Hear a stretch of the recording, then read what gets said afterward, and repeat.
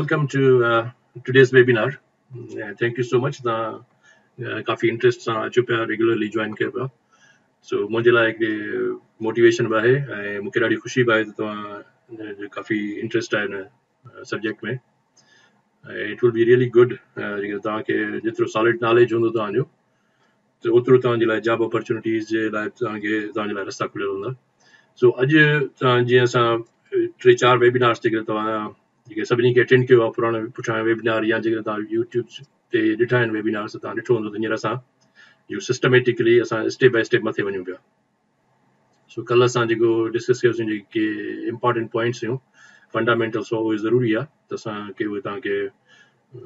यादि बीहंदा कुझु तव्हांखे यादि बीहंदा कुझु तव्हांखे विसरी वेंदा पर उहे तव्हांजे लाइ आहे वेबिनार्स तव्हां रिकॉर्ड्स हलनि सो हुनखे तव्हां डाउनलोड करे सघो था ऐं उनखे केॾी महिल तव्हां रिव्यू करे सघो था जेकॾहिं तव्हांखे के पॉइंट्स मिस थी वञनि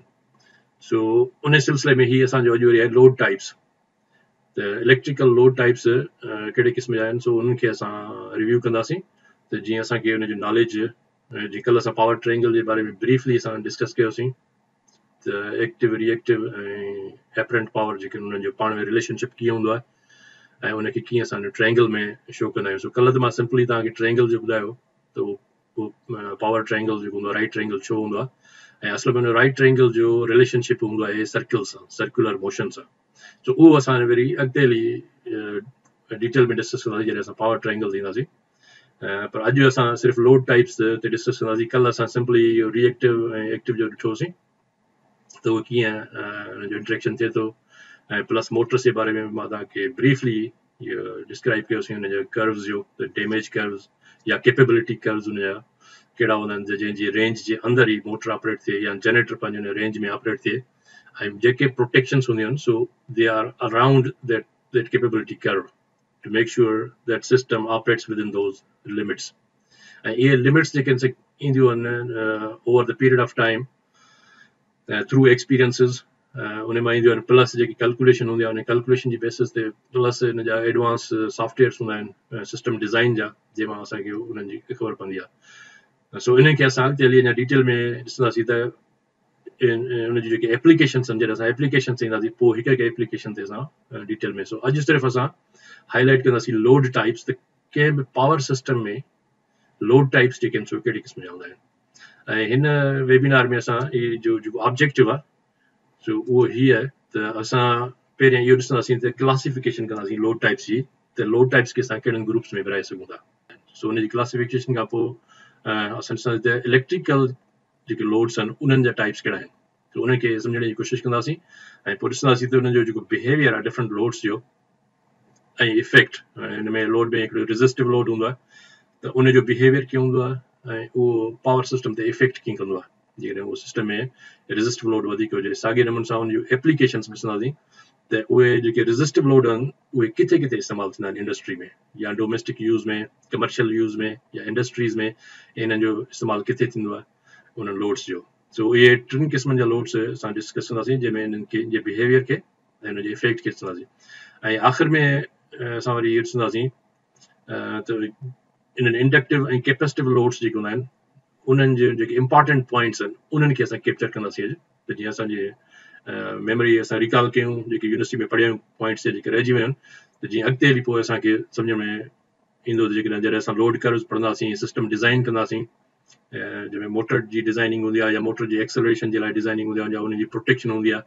त उन्हनि में ही शयूं असांखे कमु ॾींदियूं त ही कीअं इफेक्ट था कनि या ॿियो सिस्टम ते जेको इफेक्ट थो थिए उनखे सम्झण में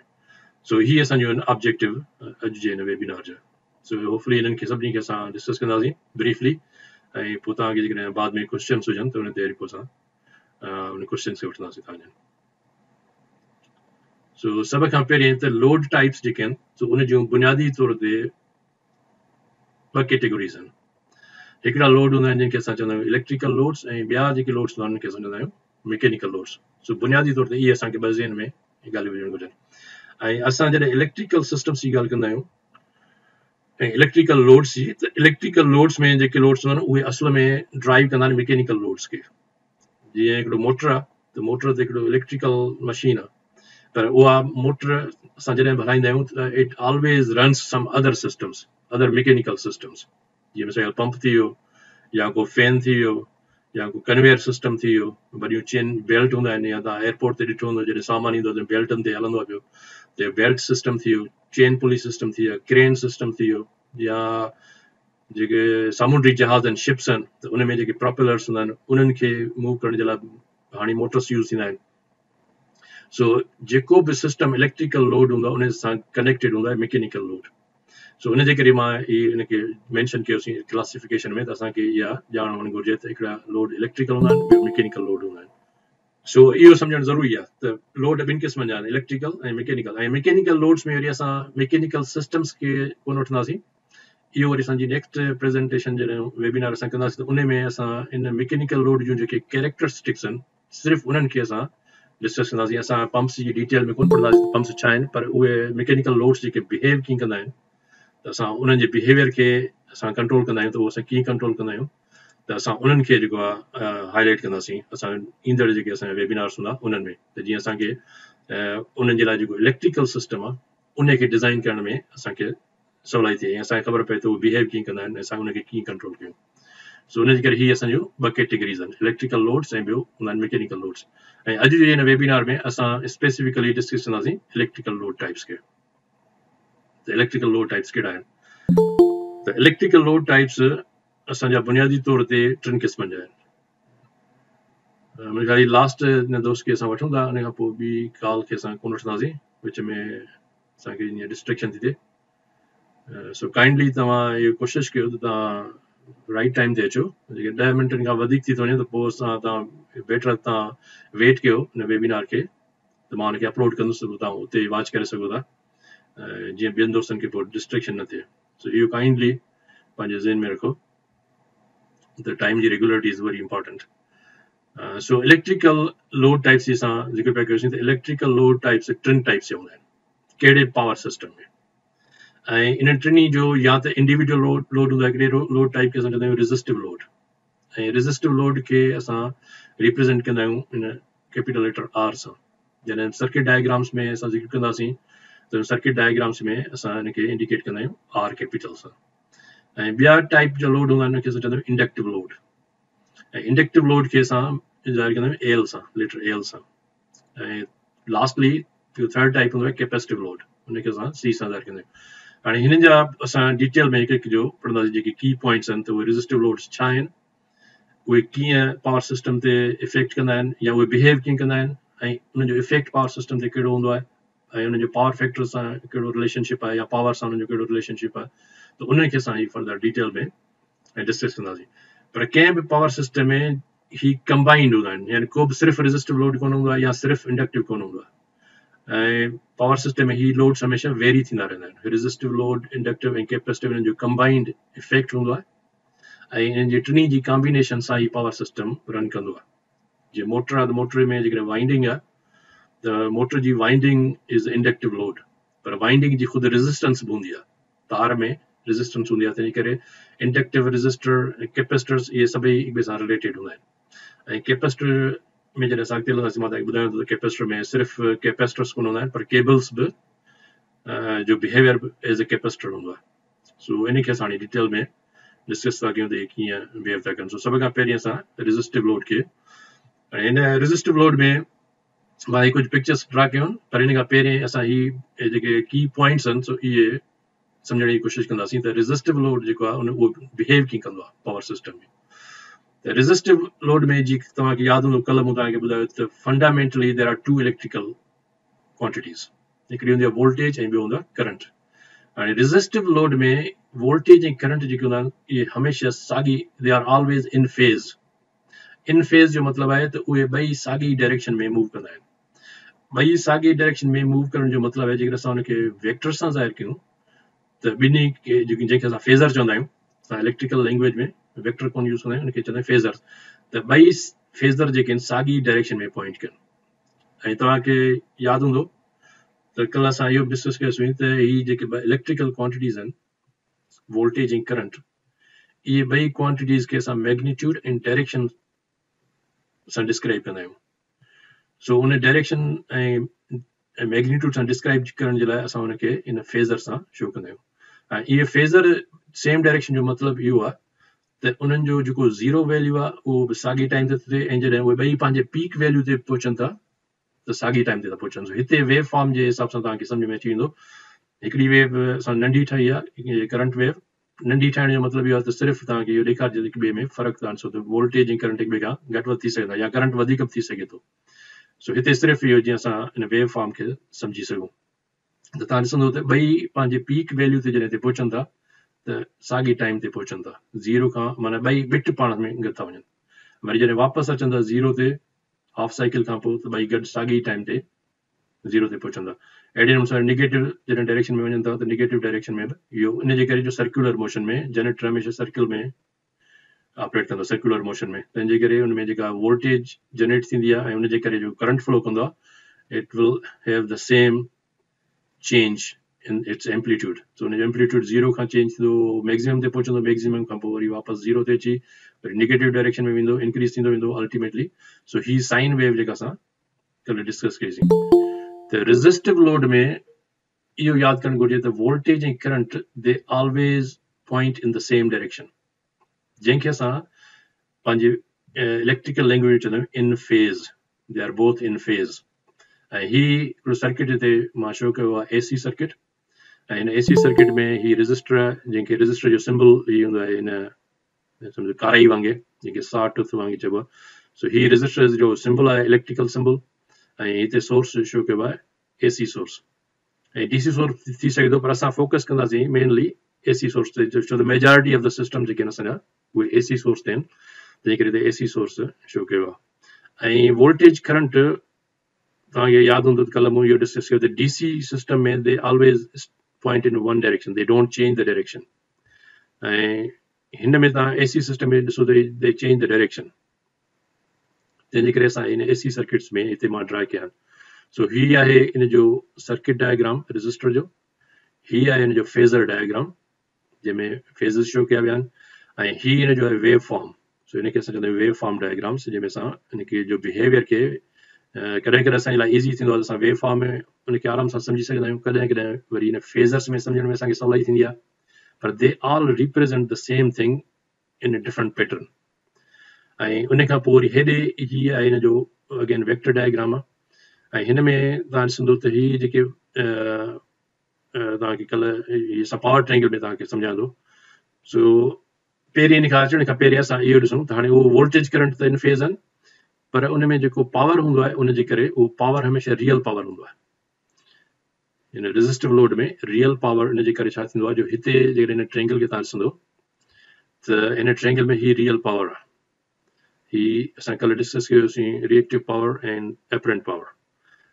त हिन में जेको पावर ट्रायंगल जॾहिं असां ड्रा कंदासीं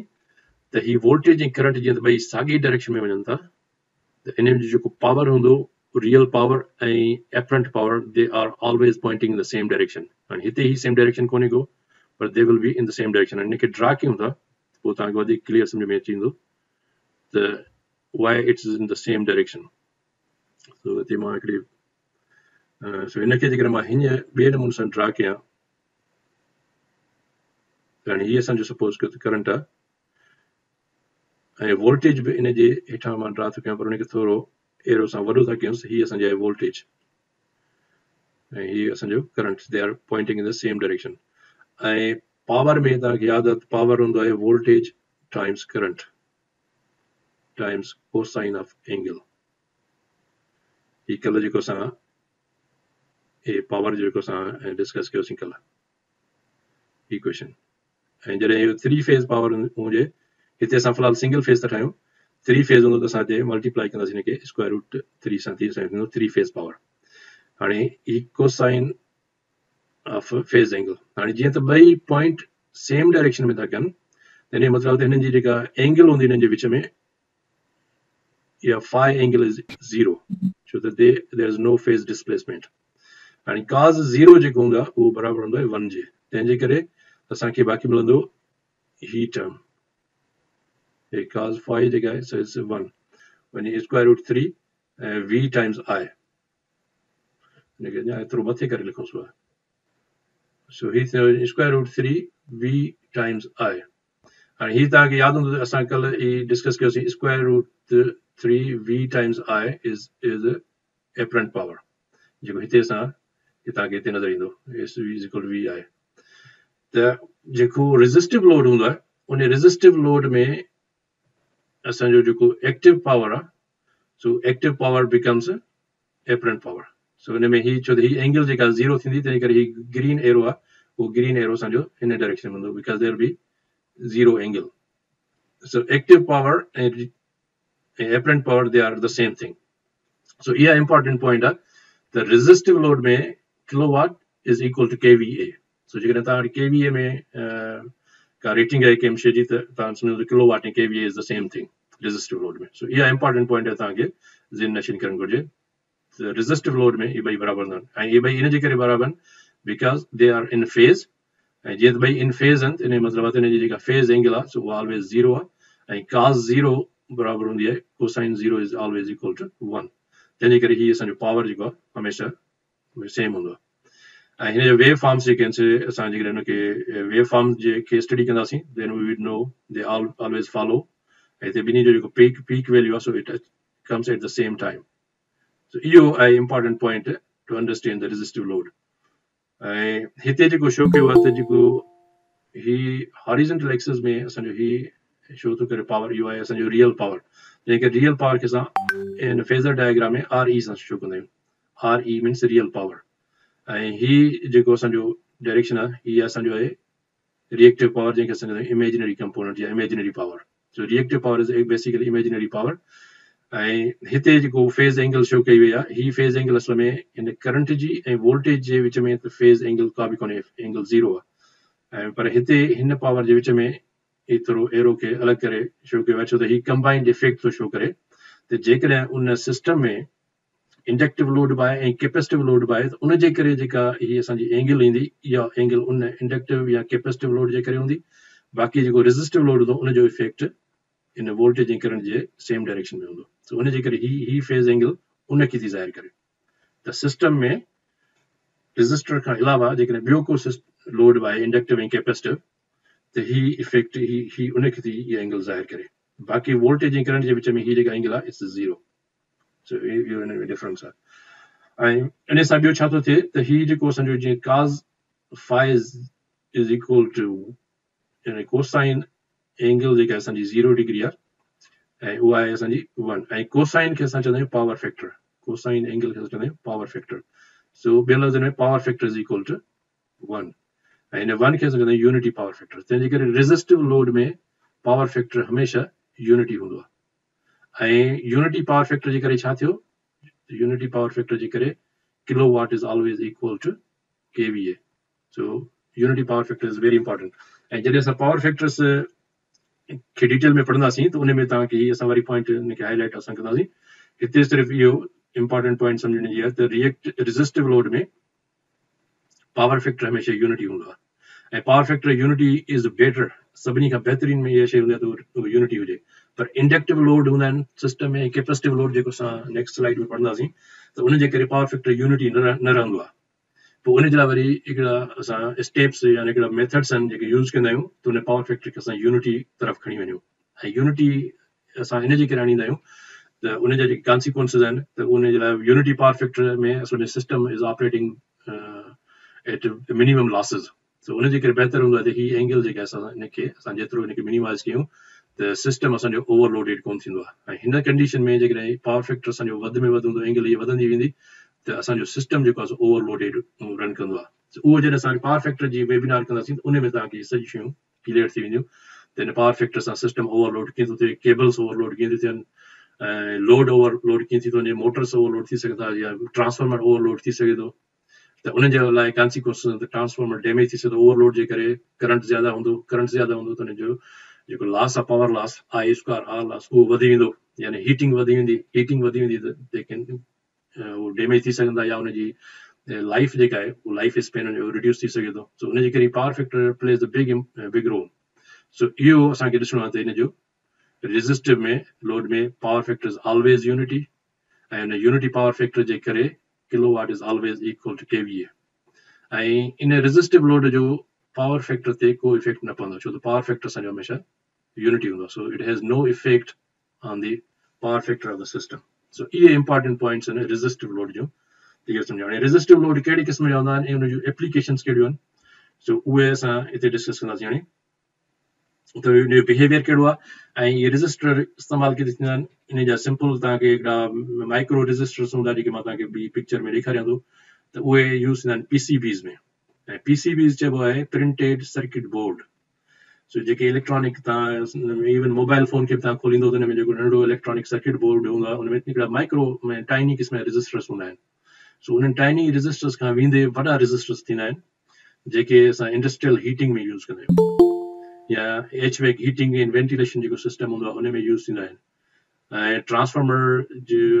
में हिकिड़ो सिस्टम हूंदो आहे, हिन जो न्यूट्रल खे असां ग्राउंडिंग करण जे लाइ रजिस्टर्स यूज़ कंदा आहियूं. त इन जूं एप्लीकेशन्स यानी हिते रजिस्टर्स इस्तेमालु थींदा आहिनि. या वरी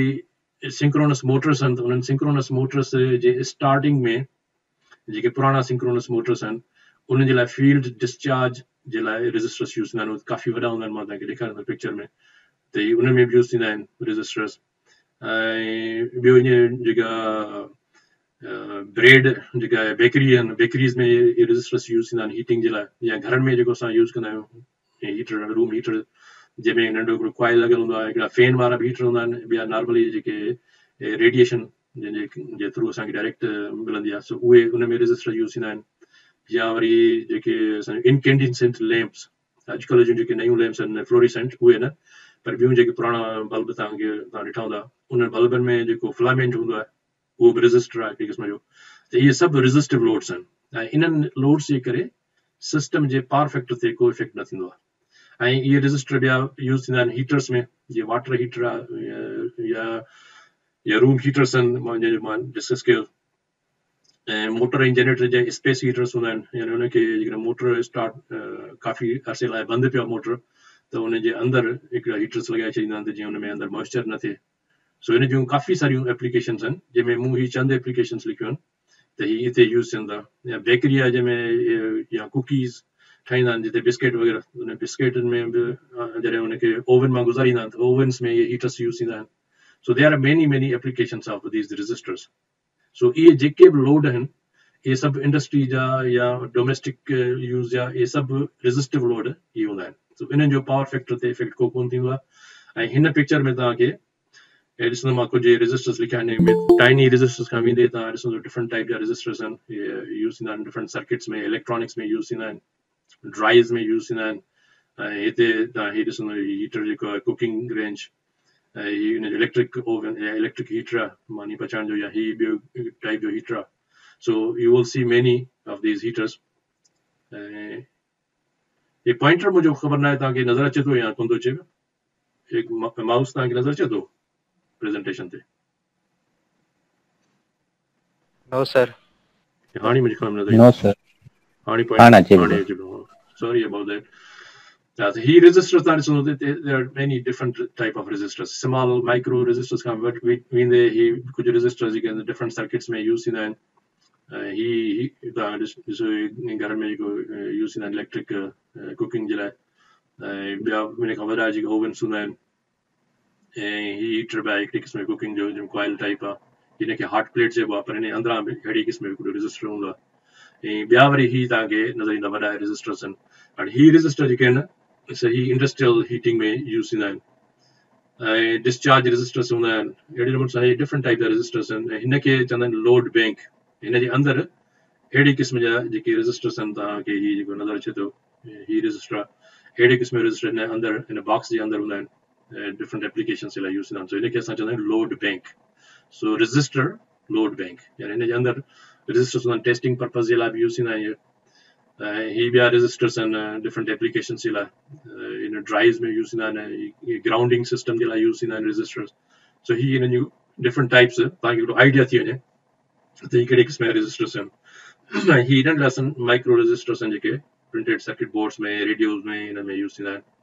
त तव्हांखे थोरो आइडिया थियो. ऐं हिननि जो जेके रजिस्टर्स आहिनि हिन में जीअं तव्हांखे ही ग्रीन नज़र थो अचे, इहो ग्रीन जेको रजिस्टर आहे इहो इन में टेप हूंदी आहे. हिनखे तव्हां अॻिते पोइ हिनखे टेप चइबो आहे. हीअ जेको तव्हां क्लिप नज़र थो अचे, इहो क्लिप हिन मेटल पटी खे सां टच थो करे, सो हिनखे हिनजी रेजिस्टेंस खे असां घटाए वधाए सघूं था पंहिंजी मर्ज़ी सां, जेतिरो वैल्यू असांखे खपे, सो हिनखे एडजस्टेबल रेजिस्टर चइबो आहे। त हीउ एडजस्टेबल रेजिस्टर थी वियो। ऐं ॿिया ही रेजिस्टर्स आहिनि हीटिंग जे लाइ ऐं ॿियनि सर्किट्स में यूज़ थींदा आहिनि। ऐं हीउ अहिड़े नमूने सां हीउ बि हीअं टेप्ड रेजिस्टर आहे, हिनजे इन टर्मिनल जे विच में अलॻि रेजिस्टेंस वैल्यू हूंदो या हिन रेजिस्टेंस हुनखे असां वेरी करे सघूं था। So there are different ceramic type, ऐं कुझु रेजिस्टर्स वरी अहिड़ा हूंदा आहिनि जेके वाटर कूल्ड रेजिस्टर्स हूंदा आहिनि, उहे ड्राइव सिस्टम्स में यूज़ थींदा आहिनि ऐं मुख़्तलिफ़ एप्लीकेशन्स में। So there are many different applications. ऐं हिते तव्हांखे सिर्फ़ु हिकिड़ो मूंखे आइडिया ॾियणो हो त ही ग्राउंडिंग जे लाइ बि यूज़ थींदा आहिनि, जेके चवंदा आहिनि NGR यानी न्यूट्रल ग्राउंडिंग रेजिस्टर। ऐं हुन ते असां हिकिड़ी प्रेज़ेंटेशन ॾींदासीं त उहो उन जी ग्राउंडिंग सिस्टम में जॾहिं असां डिस्कस कंदासीं त ग्राउंडिंग सिस्टम में NGR छो इस्तेमालु थींदी आहे, हुनजो इम्पोर्टेंस कहिड़ी आहे, हुनखे कीअं सिलेक्ट कबो आहे, हुनजी प्रोटेक्शन कहिड़ी कहिड़ी हूंदी आहे। सो अहिड़ी क़िस्म जा रेजिस्टर उते यूज़ थींदा आहिनि। ऐं ही रेजिस्टर जेके आहिनि जीअं मूं तव्हांखे ॿुधायो सिंक्रोनस मोटर्स जो जेको फील्ड डिस्चार्ज हूंदी आहे, हुनजी फील्ड खे डिस्चार्ज करणो हूंदो आहे जॾहिं स्टार्टिंग कबी आहे सिंक्रोनस मोटर्स खे, त उन वक़्तु हीउ रेजिस्टर सर्किट में हूंदो आहे स्टार्टिंग दौरान। जॾहिं 95% स्पीड ते ईंदो आहे त हिन रेजिस्टर खे हटाए छॾिबो आहे, हीउ कट ऑफ थींदो आहे हिन सर्किट मां, ऐं पोइ हिनखे असां फील्ड अप्लाई कंदा आहियूं। सो अहिड़ी क़िस्म जा रेजिस्टर उते यूज़ थींदा आहिनि। हिन जा सिंक्रोनस मोटर्स जा अलॻि स्टार्टर्स हूंदा आहिनि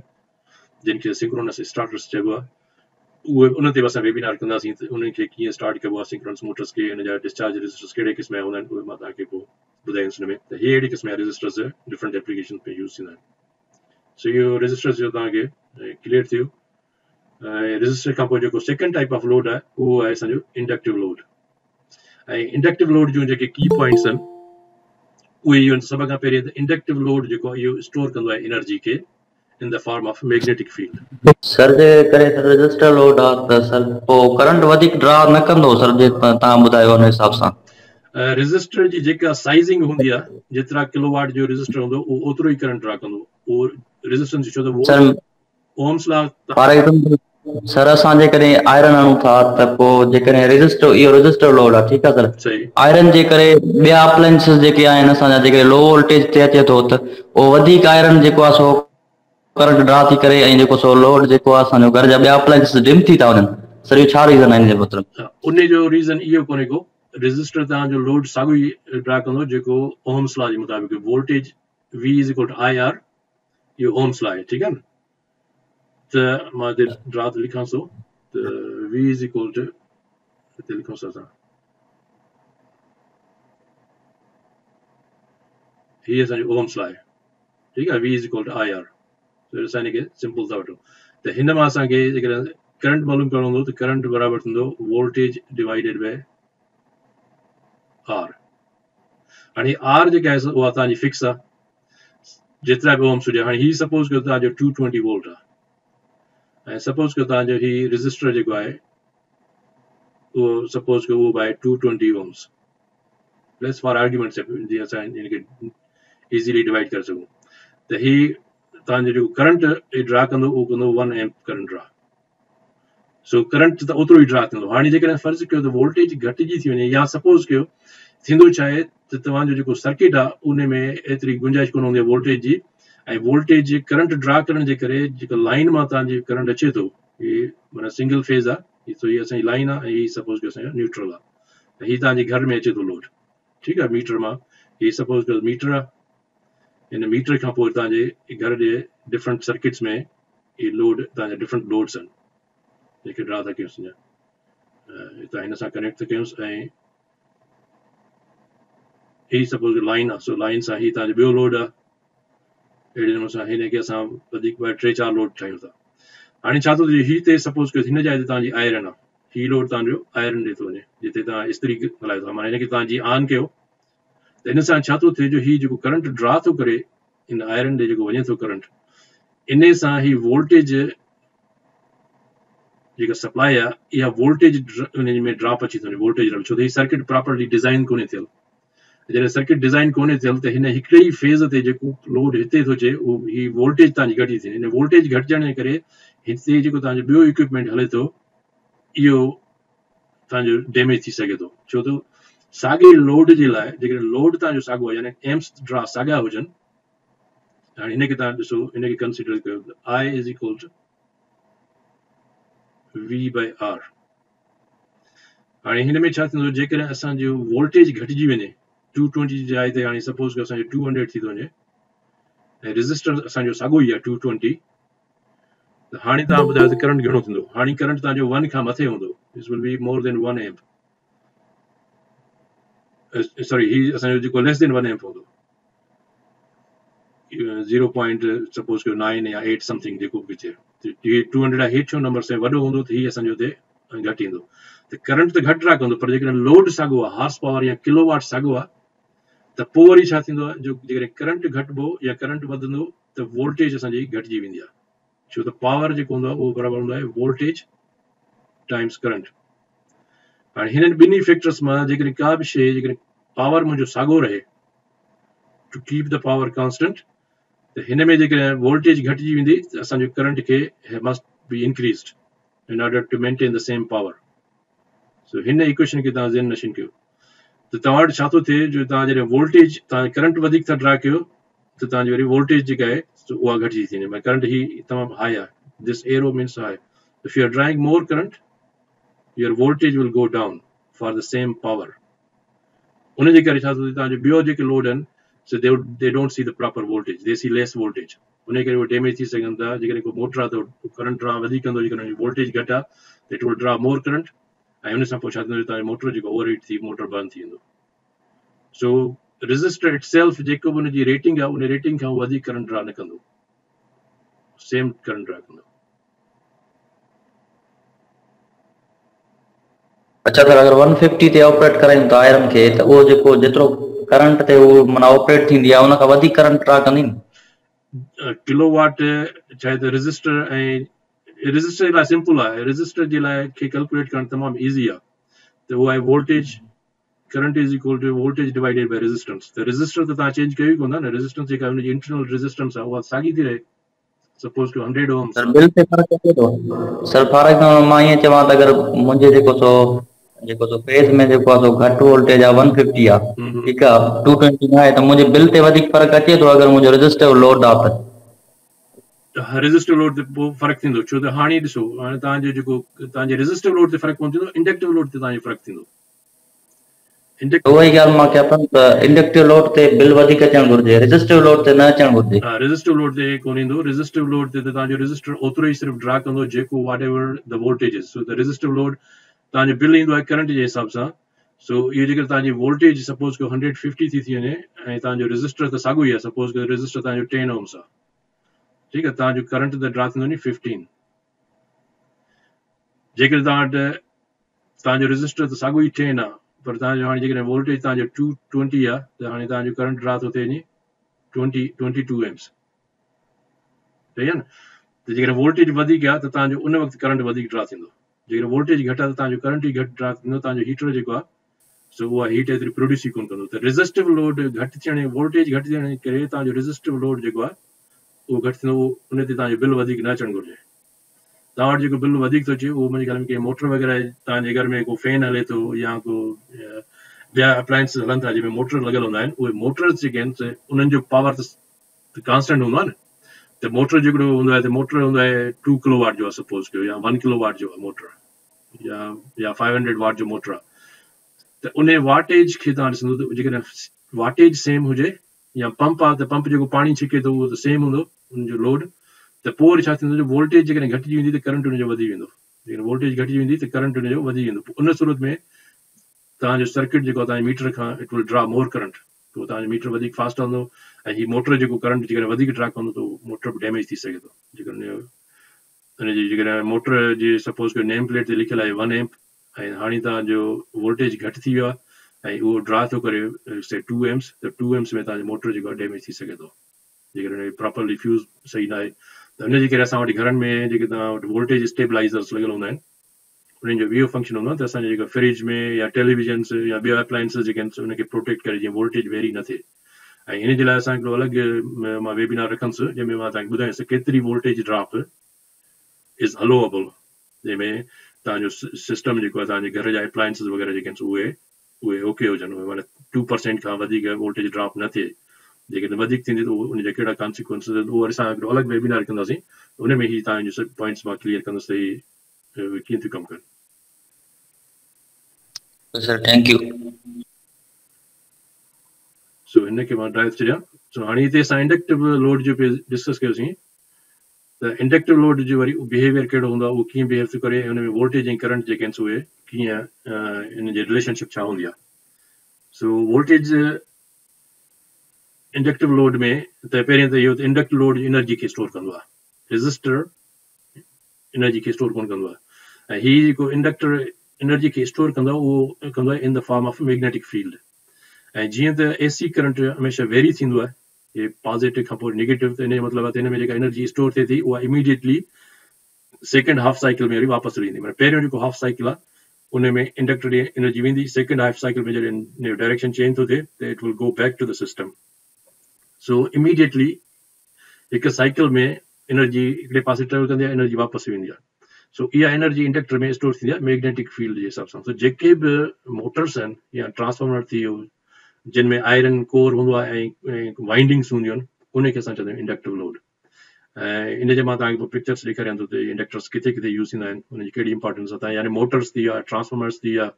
ऐं मैक्सिमम जेको लोड आहे 70% इंडस्ट्री जो लोड हूंदो आहे उहो हूंदो आहे मोटर्स. त का बि मशीनरी तव्हां मोटर्स जे बग़ैर तव्हां हलाई कोन था सघो. यानी मैकेनिकल लोड जेके बि आहिनि इंडस्ट्रीज़ में इहे सभु उन जो 70% जेके लोड्स हूंदा आहिनि उहे हूंदा आहिनि मोटर ऑपरेटेड. त मोटर्स जी तमामु वॾी एप्लीकेशन आहे. तंहिंजे करे असां मोटर्स ते वधीक अॻिते हली डिस्कस कंदासीं वेबिनार्स में, त उहे कीअं ऑपरेट थींदा आहिनि, उनखे जा कहिड़ा तरीक़ा आहिनि, कहिड़ियूं लेटेस्ट जेके टेक्नोलॉजीज़ आहिनि उनखे स्टार्ट करणियूं, त उन्हनि ते असां डिटेल में डिस्कस कंदासीं. सो हिते सम्झण जो सिर्फ़ु इहो आहे त इहे इंडक्टर्स जेके आहिनि दे स्टोर मैग्नेटिक फील्ड. ऐं उन में छा थींदो आहे जो उन इंडक्टर्स में वरी हीअ जेको रिलेशनशिप हूंदी आहे, फेज़ रिलेशनशिप करंट ऐं वोल्टेज जे विच में, उहा 90 डिग्री आउट ऑफ फेज़ हूंदी आहे. जीअं रजिस्टर में मूं तव्हांखे ॿुधायो त they both point in the same direction, पर हिन में इंडक्टर में हिते शो कयल इंडक्टर जी ही निशानी आहे क्वाइल वांगुरु ठहियल आहे. हिन जो इलेक्ट्रिक सिंबल हीअ आहे जेको असां इलेक्ट्रिकल डायग्राम्स में पढ़ियोसीं. हिनखे असां लेटर एल सां ज़ाहिर कंदा आहियूं, कैपिटल एल सां इंडक्टर. ऐं हिन में जेको वोल्टेज ऐं करंट जी रिलेशनशिप हूंदी आहे almost 90 degree out of phase हूंदी आहे. ऐं हीअ 90 डिग्री आउट ऑफ फेज़ जेका हूंदी आहे उन में हिकिड़ो फेज़र उनखे असां रेफरेंस फेज़र कंदा आहियूं, उनजी निस्बत में ॿिए खे ॾिसंदा आहियूं त उहो उनखां अॻु में थो अचे या पोइ थो अचे. त कल्ह के वेबिनार में तव्हांखे यादि हूंदो त फेज़ एंगल असां उनखे चवंदा आहियूं टाइम डिफरेंस खे. यानी टाइम डिफरेंस खे वोल्टेज ऐं करंट जी वेव फॉर्म केतिरे टाइम खां पोइ हिक ॿिए खां खे फॉलो थियूं कनि, त उन टाइम डिफरेंस खे असां एंगल में ज़ाहिर कंदा आहियूं, डिग्रीज़ में. उनखे असां चवंदा आहियूं phase angle. So pure inductor जेकॾहिं हुजे, प्योर इंडक्टर हूंदो ई कोन्हे को. सो जेकॾहिं सपोज़ जो आइडियल हिकिड़ो असां वटि इंडक्टर आहे जंहिंमें का बि ज़ीरो रेज़िस्टेंस आहे ऐं बाक़ी हुन में सिर्फ़ु इंडक्टेंस आहे, त उन में हिन जे ॿिन्ही जे विच में जेका एंगल हूंदी आहे उहा 90 डिग्री हूंदी आहे. ऐं 90 डिग्री जो मतिलबु आहे त दे लेग दिस मच टाइम. सो जेकॾहिं हिनखे असां टाइम में काउंट कयूं त हिकिड़ो 1 कंप्लीट साइकिल 1 सेकेंड में थो अचे, त हिन जो मतिलबु आहे त हिन पॉइंट खां वठी हिन पॉइंट ते असांखे 1 सेकेंड लॻंदो. हेसि ताईं थियो असांजो हाफ सेकेंड, हेसि ताईं थियो वञे क्वार्टर सेकेंड, यानी 1 सेकेंड जो चोथे हिसे में. त ओतिरे टाइम खां पोइ ही करंट ज़ाहिर थो थिए हिन जो डायरेक्शन. त इहो जेको डिले आहे ॿिन्ही जे विच में, इहा 90 डिग्रीज़ में जेकॾहिं असां ज़ाहिर कंदासीं, 90 डिग्रीज़. पर इहो जीअं त करंट असल में इन वोल्टेज खां बाद में ईंदो आहे, छो त ही इंडक्टर जो जेको रेस्पॉन्स हूंदो आहे, मैग्नेटिक फील्ड जीअं ई करंट पास थींदो आहे त हुन में जेका मैग्नेटिक फील्ड प्रोड्यूस थींदी आहे, उहा मैग्नेटिक फील्ड इनखे वापसि धिकींदी आहे. ऐं उनजे करे ही करंट जेको आहे डिलेज, त करंट राइज़ हुनजो पंहिंजी पीक ते पहुचण में it takes that much time. त हिन पीक खां वठी हिन पीक ताईं जेको टाइम डिले लॻो उनखे असां चवंदा आहियूं फेज़ डिफरेंस. ऐं उहो जेको टाइम डिफरेंस आहे उनखे जेकॾहिं असां डिग्रीज़ में ज़ाहिर कंदासीं त इट बिकम्स 90 डिग्रीज़. त ही 90 डिग्रीज़ जेको करंट हिन खां बाद में थो अचे इनखे असां चवंदा आहियूं लेगिंग. त हीअ जेकॾहिं असां वोल्टेज फेज़र ज़ाहिर था कयूं त जेको लेगिंग हूंदो आहे उनखे इन असां डाउनवर्ड एरो में हेठि शो कंदा आहियूं. जेकॾहिं असां हिनखे मथे शो कयूं आहे त उनखे असां चवंदा आहियूं लीडिंग. त रेफरेंस वेक्टर हिकिड़ो फेज़र रखंदा आहियूं ऐं वोल्टेज खे हमेशह असां रेफरेंस रखंदा आहियूं, छो त वोल्टेज तक़रीबन कांस्टेंट रहंदी आहे हर सर्किट में. सो जेकॾहिं रेज़िस्टेंस हुजे या इंडक्टर हुजे या कैपेसिटर हुजे त वोल्टेज खे असां एज़ अ रेफरेंस वेक्टर तौरु वठंदा आहियूं ऐं हिन सां पोइ असां कंपेयर कंदा आहियूं त करंट कहिड़ी डायरेक्शन में थो वञे, हेठि थो वञे या हिन खां अॻु में थो वञे या मथे थो वञे. सो इंडक्टर में इहो सम्झणु ज़रूरी आहे त हिन जो वेव फॉर्म में तव्हांखे नज़र आयो थी हिन जे विच में 90 डिग्री डिफरेंस हूंदो आहे। सो हिते वरी हिन डायग्राम में तव्हां ॾिसो त रियल पावर एॾे आहे, हिते असांजो इमेजिनरी कंपोनेंट आहे या इमेजिनरी पावर। त हिन में तव्हां ॾिसंदो त वोल्टेज जो जेको फेज़र आहे हिन एंगल में आहे, हिन जी जेको 90 डिग्री आहे हिते हीअ हिन 90 डिग्री में करंट फेज़र हिन वञे थो। ऐं हीअ जेको फेज़र आहे it's a combined effect of all other resistive load या कैपेसिटिव लोड, ही उन एंगल खे ज़ाहिर करे। असांखे सिर्फ़ु इन वोल्टेज ऐं करंट खे ॾिसणो त इन्हनि जे विच में एंगल केतिरी आहे। सो इहा प्योर इंडक्टिव सर्किट में 90 डिग्री हूंदी आहे। ऐं उन सां छा थींदो आहे जो हीअ जेको जॾहिं 90 डिग्री हूंदो त पोइ जेकॾहिं असां कोसाइन फाइ 90 डिग्री हूंदी आहे 0। सो तव्हां ॾिसंदो त हीअ जेको असांजो हिन मां पेन हिकिड़ी खणोसि। सो साॻिए नमूने सां जीअं असां पावर कैलकुलेट कयोसीं त हाणे पावर असांजो हूंदो आहे √3 voltage times I times cosine phi. हाणे कोसाइन असांजी थी 90 डिग्री, तो cosine 90 degree is 0, cosine 90 is 0। So इन जो मतिलबु त हीउ सॼो जेको फैक्टर आहे हिनखे जेकर असां 0 सां मल्टीप्लाई कंदासीं त थिंग होल बिकम 0। माना असांजो जेको एक्टिव पावर आहे ही पी इज़ ऑलवेज 0। त असांजो ॿिनि लफ़्ज़नि में हीउ जेको असांजो इंडक्टिव पावर हूंदो it will always be pointing in this direction. So इहो जेको हेॾे हिन डायरेक्शन में जेको पावर आहे उहो असांजो आहे रिएक्टिव पावर। हीउ जेको रिएक्टिव पावर मथे शो कयो आहे त इंडक्टिव जेकॾहिं प्योरली इंडक्टिव सर्किट आहे त it only has reactive power, it does not have true power. So inductor हमेशह रिएक्टिव पावर खे शो कंदो आहे। ऐं साॻिए नमूने सां वरी असां कैपेसिटर में पढ़ंदासीं त कैपेसिटर में बि रिएक्टिव पावर हूंदो आहे, it will go in the opposite direction. So इहो सम्झणु ज़रूरी आहे त हिन में जेको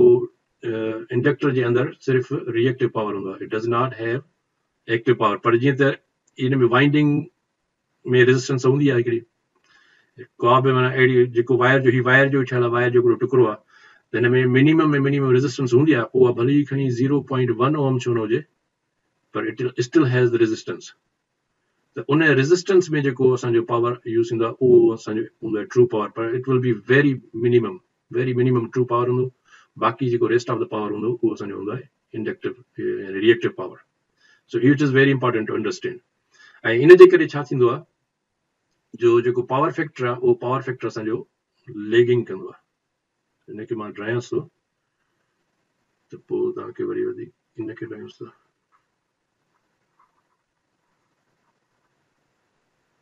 हिन सां इंडक्टिव लोड सां छा थींदो आहे जो जेको असांजो रिएक्टिव पावर आहे हीउ मथे रिएक्टिव पावर तव्हांखे नज़र अचे थो, पॉइंटर्स खे खणो। सो हीउ रिएक्टिव पावर तव्हांखे आहे ऐं रिएक्टिव पावर जे करे असांजो जेको पावर फैक्टर आहे सो पावर फैक्टर असां चवंदा आहियूं कोसाइन फाइ खे, तो कॉस फाइ इज़ 0। सो माना असांजो power factor is lagging and it's almost 0 lagging. इनखे यूनिटी इनखे 1 हुअणु घुरिजे पर 1 कोन्हे को। सो जेकॾहिं असांजो पावर फैक्टर 0 थी वियो त माना असांजो टोटल ही पावर जेको आहे इहो 0 थींदो। सो इहो असांखे सम्झणु ज़रूरी आहे। ऐं ॿियो वरी इहो छा हूंदो आहे जो सडन लोड ड्रॉप जेको हूंदो आहे, इहो जेको इंडक्टिव लोड हले बि थो, को जनरेटर आहे या को मोटर आहे, फर्ज़ कयो त हिकिड़ो मोटर आहे 500 हॉर्स पावर जो या ईअं सम्झो त 1000 किलोवाट जो मोटर आहे या वधीक मोटर आहे या वॾा हेवी मोटर्स हलनि था, उहे ऑल ऑफ सडन जेकॾहिं उनजो पावर कट ऑफ थी वञे त उन सां छा थींदो आहे जो there will be a significant voltage spike. हाणे इन जो एग्ज़ाम्पल मां तव्हांखे ॾियां थो। कार जे हिसाब सां तव्हां जीअं कार हलाईंदी या मोटरसाइकिल त हलाए थो, हुन में जेको स्पार्क प्लग हूंदो आहे उन स्पार्क प्लग में स्पार्क कीअं थींदो आहे, उहो स्पार्क कीअं थींदो आहे, या कार जो तव्हांखे हूंदो त हुन में अंदरि जेको हूंदो आहे क्वाइल ठहियल हूंदो आहे, डीसी क्वाइल। उन क्वाइल खे जॾहिं असां पहिरें जॾहिं हिनखे वोल्टेज मिलंदी आहे त क्वाइल में मैग्नेटिक फील्ड इन में थाउज़ेंड्स ऑफ टर्न्स हूंदा आहिनि ऐं उनखे ब्रेक इन जो पॉइंट जेका हूंदी आहे उहा हिनखे ब्रेक कंदी आहे। जॾहिं अंदरि हिन जो सिस्टम में इहो ठहियल हूंदो आहे, हीउ जेको कनेक्शन आहे इहो जॾहिं ब्रेक थींदो आहे त हिन जाइ ते जेका वोल्टेज प्रोड्यूस थींदा हिननि टर्मिनल्स ते, this will be extremely high voltage ऐं उहा डिपेंड कंदी आहे इन जे टर्न्स ते। हिन में थाउज़ेंड्स ऑफ टर्न्स हूंदा आहिनि ऐं पोइ हीउ जनरेट कबो आहे। जेकॾहिं असांखे सपोज़ कयो त 10 kV खपे, 10 किलो वोल्ट, त हिन जे टर्मिनल्स जे विच में 10 किलो वोल्ट्स हूंदा। पोइ स्पार्क प्लग में तव्हां ॾिसो त हुनजो जेको डिज़ाइन हूंदी आहे उहा अहिड़े नमूने सां हूंदी आहे कि नंढड़ी पिन वांगुरु हूंदो आहे। उन पिन खां पोइ वरी हेठि थोरो नंढो गैप हूंदो आहे ऐं उन गैप खां पोइ वरी इन में ठहियल हूंदो आहे हिकिड़ो इंसुलेटर। तव्हां इस्लामिक जो तव्हां ॾिठो हूंदो ऐं इन जे विच में मामूली हिकिड़ो गैप रखंदा आहिनि एतिरो, त इन में जेका वोल्टेज ईंदी आहे हिन पॉइंट ऐं हिन पॉइंट जे विच में, इहा जेका वोल्टेज हूंदी आहे इहा हिनखे ब्रेक करण सां, हिन कॉइल खे, हिनखे चोक चवंदा आहिनि, हिन चोक खे ब्रेक करण सां छा थींदो आहे जो हीअ जहिड़ा वोल्टेज हिन टर्मिनल जे विच में ईंदी आहे त इहा हिते स्पार्क प्रोड्यूस कंदी आहे। ऐं गाॾियुनि में या मोटरसाइकिल में इहे जेके स्पार्क, इहो स्पार्क एतिरो काफ़ी हूंदो आहे, हिकिड़ी चिणग जो हिते अंदरि फ्यूल हूंदो, उन फ्यूल में इन चिणग जॾहिं ईंदी त इंजन तां जेका पिस्टन उहा अॻिते पोइ हलणु शुरू कंदी, बर्न कंदी। सो इन जे करे इंडक्टिव सर्किट जेको लोड हूंदो आहे उन खे ओपन करण सां स्पार्क प्रोड्यूस थींदो आहे। ऐं इन जो सिंपल एग्जाम्पल तव्हां ॾिसो, घर में जेकॾहिं लैंप ऑन कबी आहे या तव्हां जेकॾहिं ऊंदाई में तव्हां स्विच खे ऑन कंदो, तव्हां ॾिसो त तव्हांखे मामूली हिकिड़ी चिणग नज़र ईंदी आहे। सो जॾहिं कॉन्टेक्ट्स ब्रेक थींदा आहिनि on load, they will always create a voltage spike, हिनखे चइबो आहे वोल्टेज स्पाइक। ऐं उहा यानी वोल्टेज जेका आहे पंहिंजी असली वैल्यू खां, यानी ही सपोज कयो असांजी वोल्टेज आहे, स्पाइक ईंदी माना हीअ वोल्टेज हेतिरी हली वेंदी, पोइ वरी वापसि ईंदी, माना मोमेंटली थोरे माइक्रो सेकेंड्स जे लाइ ही वोल्टेज तमामु वधी वेंदी आहे। पोइ हीअ जॾहिं एतिरो वैल्यू वोल्टेज वधी वेंदो, it can create some problems, insulation खे डैमेज करे सघे थो। उन जे करे कोशिशि इहा हूंदी आहे त हीअ जेका स्पाइक आहे हिनखे घटि में घटि कयो वञे, माना अहिड़ो को सर्किट डिज़ाइन कयो वञे जो जेकॾहिं स्पाइक थिए बि त उहा स्पाइक जेका आहे एतिरी वधे न, इन जा हिते लिमिट हुजे त जीअं जेका इंसुलेशन आहे उन इंसुलेशन खां स्पाइक न वधे। सो कॾहिं कॾहिं इहो बि थींदो आहे त मोटर्स खे जॾहिं असां ओपन कंदा आहियूं फुल लोड ते, त उन में जेका स्पाइक हूंदी आहे, it can cause some insulation problem to the motor, उनजी इंसुलेशन डिग्रेड थी सघे थी। ईअं कोन त यकदमि इंसुलेशन डैमेज थिए, पर हिनखे बार बार तव्हां हिट कंदा रहंदो हिन स्पाइक सां, अल्टीमेटली उहो मोटर जी वाइंडिंग सड़ी सघे थी। सो इहे इंपॉर्टेंट पॉइंट्स आहिनि हिन इंडक्टर जे बारे में। त हिन में जेको एनर्जी स्टोर थींदी आहे मैग्नेटिक फील्ड में, ऐं वोल्टेज ऐं करंट जी जेको फेज़र हूंदो आहे उहो 90 डिग्री आउट ऑफ फेज़ हूंदा आहिनि, ऐं करंट हमेशह लेग कंदो आहे वोल्टेज खां, यानी करंट बाद में ईंदो, पहिरीं वोल्टेज अची वेंदी आहे, उन खां पोइ वरी करंट पीक ते पहुचंदो आहे। So current is always legs voltage, या हिनखे असां चवंदा आहियूं वोल्टेज लीड्स द करंट। सो इहे ॿ पॉइंट्स आहिनि, माना हिकिड़ो वोल्टेज जेका आहे सा हिन खां अॻु में थी अचे, करंट बाद में थो अचे। सो बाद में जेका शइ ईंदी आहे उनखे चवंदा आहियूं लेग। सो असां चवंदा आहियूं त current lags the voltage by 90 degree, lags voltage by 90 degree, या वरी असां चवंदा आहियूं त voltage leads current by 90 degree. So इहो इंपॉर्टेंट पॉइंट्स आहिनि जेके तव्हां ज़हन नशीन कयो, जीअं अॻिते हली असांखे हिनखे पोइ रिपीट करण जी ज़रूरत न पवंदी त हीअ कीअं था बिहेव कनि सिस्टम्स। सो इहो सम्झणु ज़रूरी आहे। ऐं इन सां पोइ छा थींदो आहे, जो हिन इंडक्टिव लोड जे करे जेको पावर फैक्टर आहे, जीअं असां ॾिठोसीं पावर फैक्टर बिकम्स 0, माना इट्स वेरी लेगिंग जेकॾहिं असां प्योरली इंडक्टिव आहे। त सिस्टम में को बि सर्किट प्योरली इंडक्टिव कोन हूंदो आहे, हिन में कंबाइंड इफेक्ट हूंदो आहे, तंहिंजे करे असांखे we always have certain angle, not 90 degree, बजाय जो हिते असांजी 90 डिग्री हुजे हीअं, त 90 डिग्री खां हे सम डिग्रीज़ लेस हूंदो आहे, depending on the combined effect. त असांजी कोशिशि इहा हूंदी आहे त ही हिनखे जेतिरो घटाइजे ओतिरो वधीक बहितर आहे। त हिन पावर फैक्टर खे हिनखे इम्प्रूव, जीअं जीअं ही घटि ईंदो, एंगल 0 जे बराबरि थींदी, माना असांजो पावर फैक्टर थींदो यूनिटी। छो त कोसाइन 0 डिग्री इज़ 1। सो जेकर 1 सां तव्हां मल्टीप्लाई कंदो हिन फैक्टर खे, त this become the full value. तंहिंजे करे असांजी कोशिशि इहा हूंदी त हिनखे असां यूनिटी जे क़रीब आणियूं, जेतिरो हीअ एंगल घटि हूंदी ओतिरो बहितर, उनखे चइबो आहे पावर फैक्टर इम्प्रूवमेंट। त उहा कीअं इम्प्रूव कंदा आहियूं, इन जा असां अॻिते हली डिस्कस कंदासीं असां ईंदड़ वेबिनार्स में। सो हिते इहो तव्हांखे उमेद पॉइंट क्लियर थी हूंदी त इंडक्टिव लोड बिहेव कीअं थो करे, ऐं सिस्टम ते हुनजो इफेक्ट थिए थो, पावर फैक्टर खे उहो लो करे थो छॾे, प्लस इंडक्टिव लोड खे सडन ओपन करण सां छा थींदो आहे, जेकॾहिं लोड खे रिड्यूस करे करे करे पोइ असां ओपन न कंदासीं, असां यकदमि फुल लोड ते ओपन कंदासीं त वोल्टेज स्पाइक्स थींदियूं न, उहे they are damaging, they can काज़ arc flash, they can cause sum other problems. सो इन जे करे इहो सम्झणु ज़रूरी आहे त इहे कीअं था बिहेव कनि। त हिन जूं एप्लीकेशन्स में वरी साॻे नमूने सां पीसीबीज़ में बि यूज़ थींदा आहिनि, प्रिंटेड सर्किट बोर्ड्स में, तव्हां रेडियो में या ॿियनि सर्किट्स में तव्हां ॾिसंदो त नंढा क्वाइल्स हूंदा आहिनि, यूज़ थींदा आहिनि उनमें। ऐं उनजे इलेक्ट्रॉनिक्स में हिन जो जेको यूज़ हूंदो आहे उहो छो हूंदो आहे, उहो वरी असां हिकिड़ो अहिड़ो लेक्चर रखंदासीं, हिकिड़ो सम्झो जनरल लेक्चर, जंहिंमें असां उन्हनि जे बिहेवियर खे ॾिसंदासीं त डीसी सर्किट में, एसी सर्किट में इंडक्टर कीअं बिहेव कंदो आहे, कैपेसिटर कीअं बिहेव कंदो आहे। सो हिन जूं डिफरेंट एप्लीकेशन्स हूंदा आहिनि, या नंढड़ा ट्रांसफॉर्मर्स हूंदा आहिनि, त उहे ट्रांसफॉर्मर्स बि इंडक्टर्स ई हूंदा आहिनि। सो इन पीसीबीज़ में यूज़ थींदा आहिनि। ऐं उन खां पोइ वरी ही जनरेटर्स जा रिएक्टर्स जे लाइ बि यूज़ थियनि त वॾा रिएक्टर हूंदा आहिनि हिकिड़ा मां तव्हांखे ॾेखारियां थो नेक्स्ट पिक्चर में त उहे जनरेटर जॾहिं कंहिं पावर हाउस में एडिशनल जनरेटर्स हलाईंदा आहिनि त उते शॉर्ट सर्किट या फॉल्ट लेवल वधी वेंदी आहे त उनखे रिड्यूस करण जे लाइ इहे असां रिएक्टर्स लॻाईंदा आहियूं उन खां पोइ वरी इहे फीडर्स जे लाइ बि रिएक्टर्स यूज़ थींदा आहिनि बस बार्स रिएक्टर्स उन्हनि जा माना इहे एप्लीकेशन्स आहिनि डिफरेंट त उहे रिएक्टर्स किथे लॻाइबा आहिनि ऐं उन खां पोइ इहे असल में फॉल्ट करंट खे रिड्यूस करण जे लाइ हूंदा आहिनि ऐं जेकॾहिं न कबो जीअं पावर हाउस हिकिड़ो अॻे ई फर्ज़ कयो ठहियलु आहे ऐं वरी नओं पावर उन में नई एडिशन थिए थी ॿिया जनरेटर वधीक लॻनि था त छा थींदो आहे उन पावर हाउस जी जेका फॉल्ट करंट लेवल आहे उहा इंक्रीज़ थी वेंदी आहे ऐं उहा जेकॾहिं फॉल्ट लेवल इंक्रीज़ थी वञे त उते जेके ब्रेकर आहिनि या त असां उनखे हायर कैपेसिटी जा ब्रेकर लॻायूं जेकॾहिं असां वटि हायर कैपेसिटी जा ब्रेकर न आहिनि त पोइ असां उन फॉल्ट लेवल खे रिड्यूस कंदा आहियूं त उनजी लेवल एतिरी रिड्यूस थिए जो जेके एग्ज़िस्टिंग ब्रेकर्स आहिनि उन्हनि जी कैपेसिटी जे रेंज में अची वञनि उनजे करे असां रिएक्टर्स यूज़ कंदा आहियूं पोइ उन्हनि जे लाइ डिफरेंट लोकेशन हूंदी आहे हिकिड़ा जनरेटर जे भरिसां लॻाया विया आहिनि ॿिया फीडर्स में लॻाया विया आहिनि ॿिया बस बार्स में लॻाया विया आहिनि त उन्हनि जा नाला ईअं आहिनि जनरेटर रिएक्टर्स फीडर रिएक्टर्स ऐं प्रॉपर डिज़ाइन हूंदी आहे त केतिरो रिएक्टर लॻाइजे ऐं रिएक्टर जा मूं तव्हांखे ॿुधायो त इफेक्ट वरी पोइ कहिड़ा थींदा आहिनि सिस्टम में त पावर फैक्टर साॻे नमूने सां अहिड़ी सिलेक्शन कजे त उनजो पावर फैक्टर ते बि इफेक्ट न थिए या जेकॾहिं उहो ओपन थियनि त कहिड़े नमूने सां ओपन थिए ईअं न थिए वोल्टेज स्पाइक थिए उन सां वरी ॿिया डैमेज थियनि सो उनजी केयरफुल डिज़ाइनिंग इनखे डिज़ाइनिंग चइबो आहे त जॾहिं उनजी सिलेक्शन कजे डिज़ाइनिंग कजे त it has to be all those जेके हुन जूं रिक्वायरमेंट्स आहिनि उन सभिनी खे कंसिडर करणो पवंदो आहे त हुन सां ॿिया कहिड़ा जेके इफेक्ट आहिनि या इम्पैक्ट ईअं न थिए त उहो हुन जा एडवर्स इफेक्ट्स हुजनि ऐं उन खां पोइ इनखे असां रिड्यूस्ड वोल्टेज रिएक्टर स्टार्टर्स जे लाइ बि यूज़ कंदा आहियूं हिकिड़ा इंडक्टर मोटर्स हूंदा आहिनि उनजे लाइ हुनजी स्टार्टिंग में असां इनखे वोल्टेज खे रिड्यूस करण जे लाइ असां उते बि यूज़ कंदा आहियूं ऐं अॼुकल्ह इहे मूं तव्हांखे ॿुधायो त इंडस्ट्रीज़ में यूज़ थींदा आहिनि वेरिएबल फ्रीक्वेंसी ड्राइव्स ऐं ही एसी ड्राइव्स खे असां चवंदा आहियूं वेरिएबल फ्रीक्वेंसी ड्राइव्स ऐं ॿियूं डीसी ड्राइव्स हूंदा आहिनि उनखे असां चवंदा आहियूं एडजस्टेबल स्पीड ड्राइव छो त हुन में फ्रीक्वेंसी त हूंदी कोन्हे का उनजो डिफरेंट मेथड हूंदो आहे त उनखे असां चवंदा आहियूं एडजस्टेबल स्पीड ड्राइव्स ऐं ही वेरिएबल फ्रीक्वेंसी ड्राइव्स में CSI टोपोलॉजी हिकिड़ी हूंदी आहे इनखे असां डिस्कस कंदासीं कहिड़ी इनखे छा चइबो आहे करंट सोर्स इन्वर्टर इनखे चइबो आहे पर ॿियनि ड्राइव्स में बि जेके VSI ड्राइव्स आहिनि उन में बि यूज़ थींदो आहे इहे इन में इंडक्टर्स यूज़ थींदा आहिनि for DC link filter circuits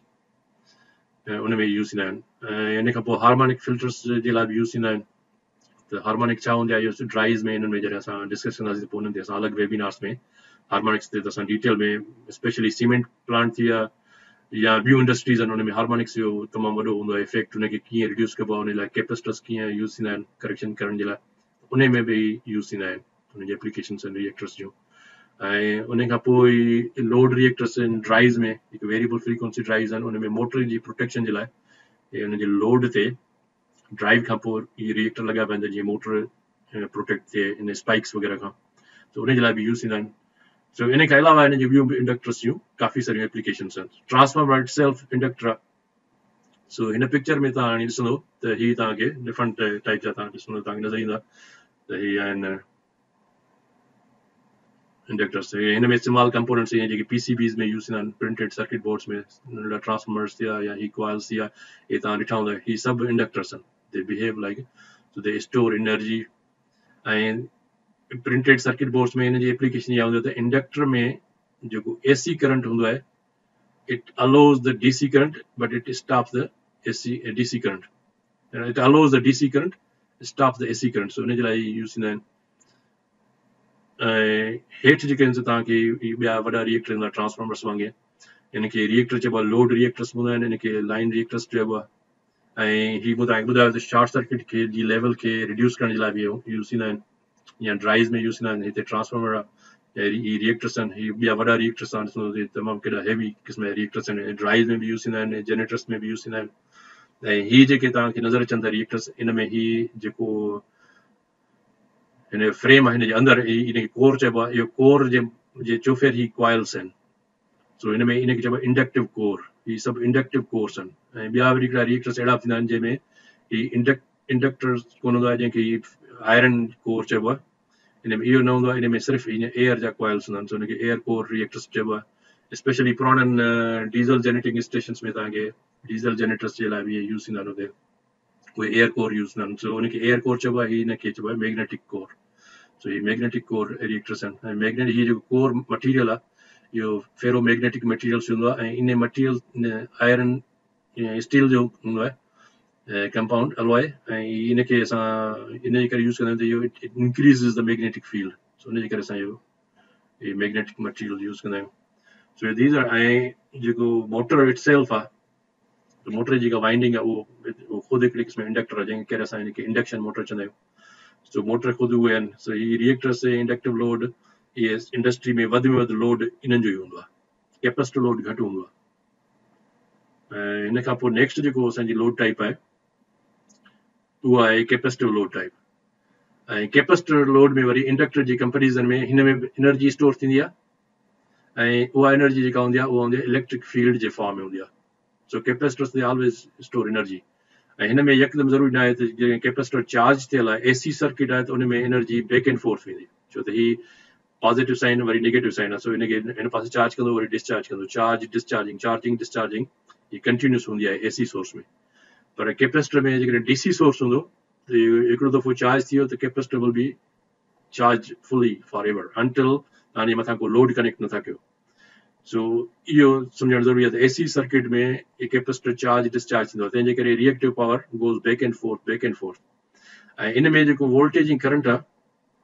उहो बि 90 डिग्री आउट ऑफ फेज़ हूंदो आहे जेको हिते शो कयो आहे इंडक्टर वांगुरु। पर हिन में सिर्फ़ु फ़र्क़ु इहो आहे त करंट जेको आहे उहो लीड कंदो आहे, इंडक्टर में करंट लैग कंदो आहे ऐं कैपेसिटिव लोड में वरी करंट लीड कंदो आहे। सो इन जो इन वेव फॉर्म तव्हांखे ख़बर पइजी वेंदी त हिन जी तव्हां जेकॾहिं पीक्स खे ॾिसंदो त करंट जो पीक पहिरियों अचे थो ऐं वोल्टेज जो पीक इन खां बाद में थो अचे। त हिन जी जेको डिफरेंस आहे टाइम डिफरेंस जंहिंखे असां एंगल में ज़ाहिर कंदा आहियूं एतिरा डिग्रीज़ उहो असांजो अचे थो 90 डिग्रीज़। सो 90 डिग्री हिन में करंट लीड कंदो आहे वोल्टेज खां या वोल्टेज लेग कंदी आहे करंट खे। So it's very important to understand त कैपेसिटर में वोल्टेज लेग कंदी आहे, इंडक्टर में वोल्टेज लीड कंदी आहे। ऐं हिन जो जेको हिते वेव फॉर्म आहे सो हिते तव्हांखे वरी साॻिए नमूने सां नज़र ईंदो त वोल्टेज खां जेको करंट वेव फॉर्म आहे करंट फेज़र आहे उहो मथे शो थो करे हिन डायरेक्शन में। सो इहो साॻिए नमूने सां असांजो रिएक्टिव पावर बि इन जो बैक एंड फोर्थ हूंदो ऐं इन में रिएक्टिव पावर असांजो इन हेठि डायरेक्शन में हलियो वेंदो। जेकॾहिं असांजो प्योरली कैपेसिटिव लोड आहे त पोइ असां जेकॾहिं ड्रा कंदासीं पावर ट्रायंगल त उन में असांजो हीउ जेको लोड हूंदो it will be down here ऐं हेॾे असांजो जेको एपरेंट पावर हूंदो उहो असांजो एपरेंट पावर हेॾे ईअं हूंदो, it will be in this direction. पोइ असांजो फेज़ एंगल हीउ हूंदो। पोइ हीउ मथियों जेको हीउ हाफ पोर्शन आहे हीउ सपोज दिस इज़ गॉन, पोइ असां हुनखे ईअं शो कंदा आहियूं। सो हीउ जेको कैपेसिटिव लोड आहे इन जो अपोज़िट इफेक्ट हूंदो आहे इंडक्टिव लोड जे। पर जीअं त ॿिन्ही जो कंबाइंड इफेक्ट हूंदो आहे ऐं मैक्सिमम जेको लोड हूंदो आहे उहो इंडक्टिव ईंदो आहे, तंहिंजे करे हमेशह हिन ॿिन्ही जो डिफरेंस हूंदो आहे उहो हमेशह असांखे हिन डायरेक्शन में मिलंदो आहे। So always we have lagging power factor. पर जेकॾहिं असां वटि प्योरली कैपेसिटिव लोड आहे then this will be leading, हिनखे असां चवंदा आहियूं लीडिंग पावर फैक्टर। ऐं केतिरा डिग्री लीड थो करे, जेकॾहिं असांजो 100% लीड थो करे त हिते असांजी 90 डिग्री ईंदो then this will be completely like this. ऐं कोसाइन 90 डिग्री अगेन 0 हूंदी आहे त हिन में साॻिए नमूने सां असांजो रिएक्टिव पावर हूंदो उहो बैक एंड फोर्थ हूंदो, हिन में एपरेंट पावर या ट्रू पावर कोन हूंदो। सो साॻिए नमूने सां जेकॾहिं स्क्वायर रूट 3 वी आई ऐं कोसाइन 5, हाणे हिन में जेको असांजो वरी साॻियो 90 डिग्री आहे ऐं कोसाइन 90 0 जे बराबरि हूंदी आहे त हिनखे असां मल्टीप्लाई कंदासीं फैक्टर खे 0 सां then this will become 0. So there will be no true power. The pure resistive circuit हुजे, inductive circuit हुजे या pure capacitive circuit हुजे, there is no true power. There is always reactive power. ऐं हिनखे reactive power के सां पोइ हिन ॿिन्ही जो इफेक्ट जेको हूंदो उनखे असां घटि वधि करे ऐं सिस्टम खे स्टेबल कंदा आहियूं। सो हिनखे मां हिते हिनखे ड्रायांसि थो त हिते हाणे असां इफेक्ट जेके आहिनि सो कैपेसिटिव लोड जा सिस्टम ते इफेक्ट कहिड़ा था थियनि। ऐं इहा त असांजी ॻाल्हि सम्झ में अची त हिन में वोल्टेज ऐं करंट जे विच में 90 डिग्री हूंदो आहे आउट ऑफ फेज़। पर कैपेसिटर में छा हूंदो आहे, जॾहिं फर्स्ट टाइम हुनखे असां ऑन कंदा आहियूं त capacitor works like a short circuit. या शॉर्ट सर्किट में तव्हां ॿ तारूं पाण में कनेक्ट कयो त करंट तमामु हाई करंट ड्रा थींदो आहे, छो त कैपेसिटर चार्ज कंदो आहे। जीअं ई तव्हां जेकॾहिं हिते असांजो हिन जा हिते स्विच हुजे लॻल, सपोज कयो हिते असांजो हिकिड़ो हिन जा हिते स्विच आहे ऐं हिन खे जीअं स्विच खे क्लोज़ कंदासीं त immediately it will draw heavy current ऐं उहो फुल करंट ड्रा कंदो। हिन खे जेकॾहिं असां वेव फॉर्म में हिते शो कंदासीं त तव्हां ॾिसो त हिते मैक्सिमम करंट ड्रा कंदो, पोइ करंट वरी आस्ते आस्ते आस्ते आस्ते रिड्यूस थींदो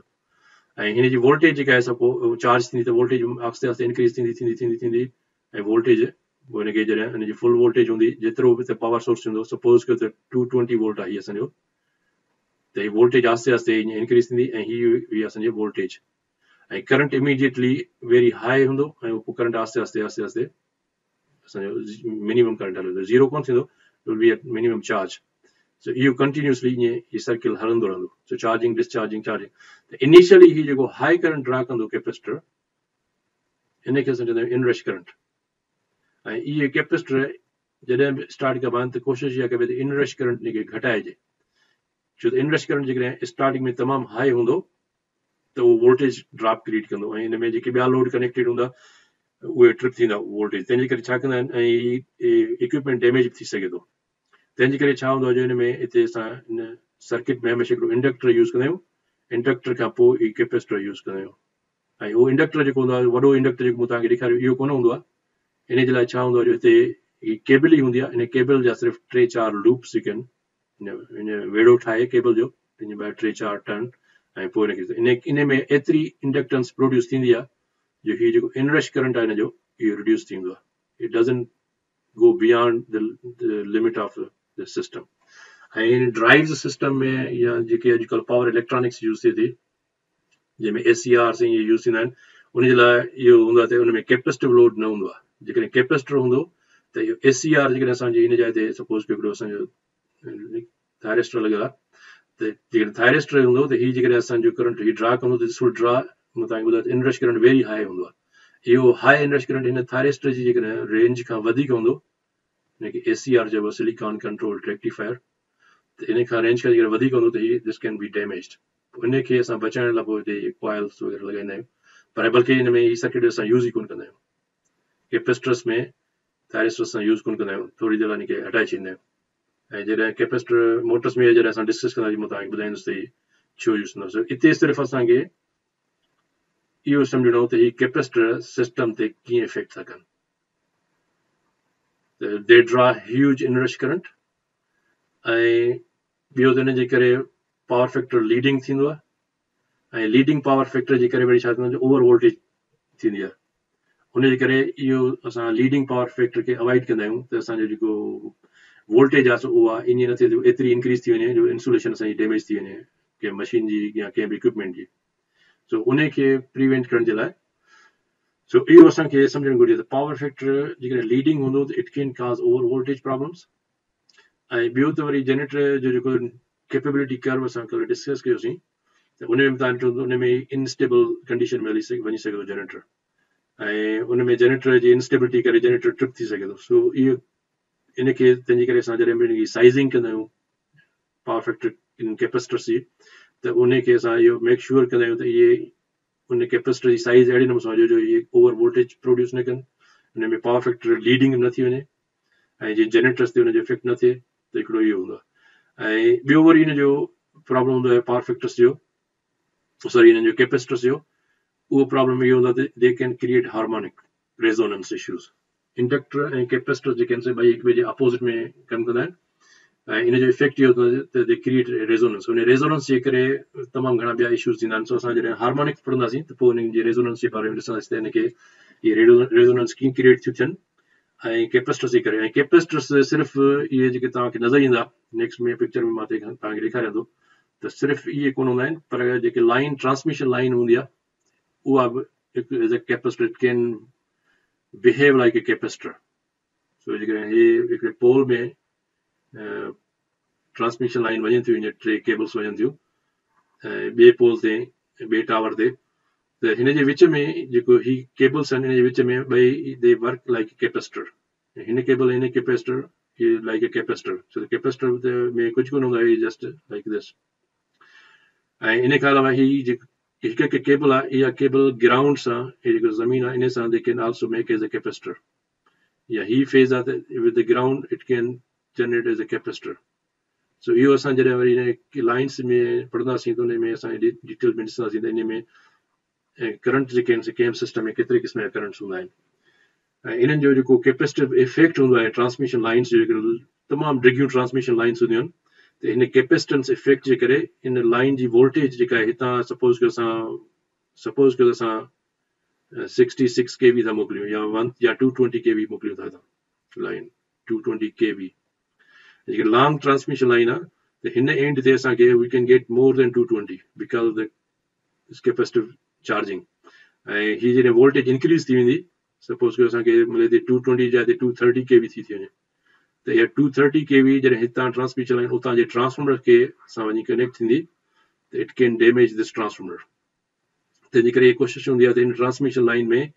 हीअ कैपेसिटी हिन जी डिज़ाइनिंग ईअं हुजे या हिन जी लेंथ केतिरी हुजे जो हिन जो कैपेसिटिव इफेक्ट ईअं एतिरो न थिए जो हीअ वोल्टेज जेका हितां असां सेंड था कयूं त हिन रिसीविंग एंड ते वोल्टेज इंक्रीज न थिए सो इहे इफेक्ट कैपेसिटर्स जा हूंदा आहिनि पावर सिस्टम में ही ट्रांसमिशन लाइन बि they can also work like a capacitor so असांखे इहो सम्झणु घुरिजे त कैपेसिटर कीअं थो कमु करे पोइ उन जे कैपेसिटिव वांगुरु जेके इफेक्ट हूंदा आहिनि ॿियनि सिस्टम्स जा उहे कीअं बिहेव था कनि त उनखे सम्झण में असांखे सवलाई थिए सो हीअ आहिनि उन्हनि जूं मेन पॉइंट्स जेके तव्हांखे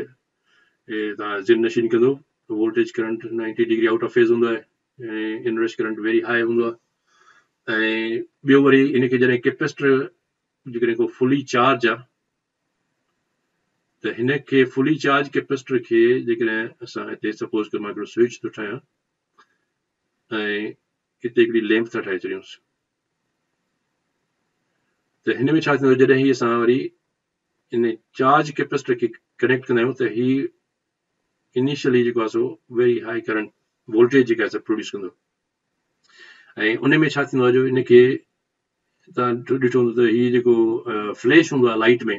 कैमरा में तव्हां ॾिठो हूंदो so they work they charge the capacitor and then discharge this capacitor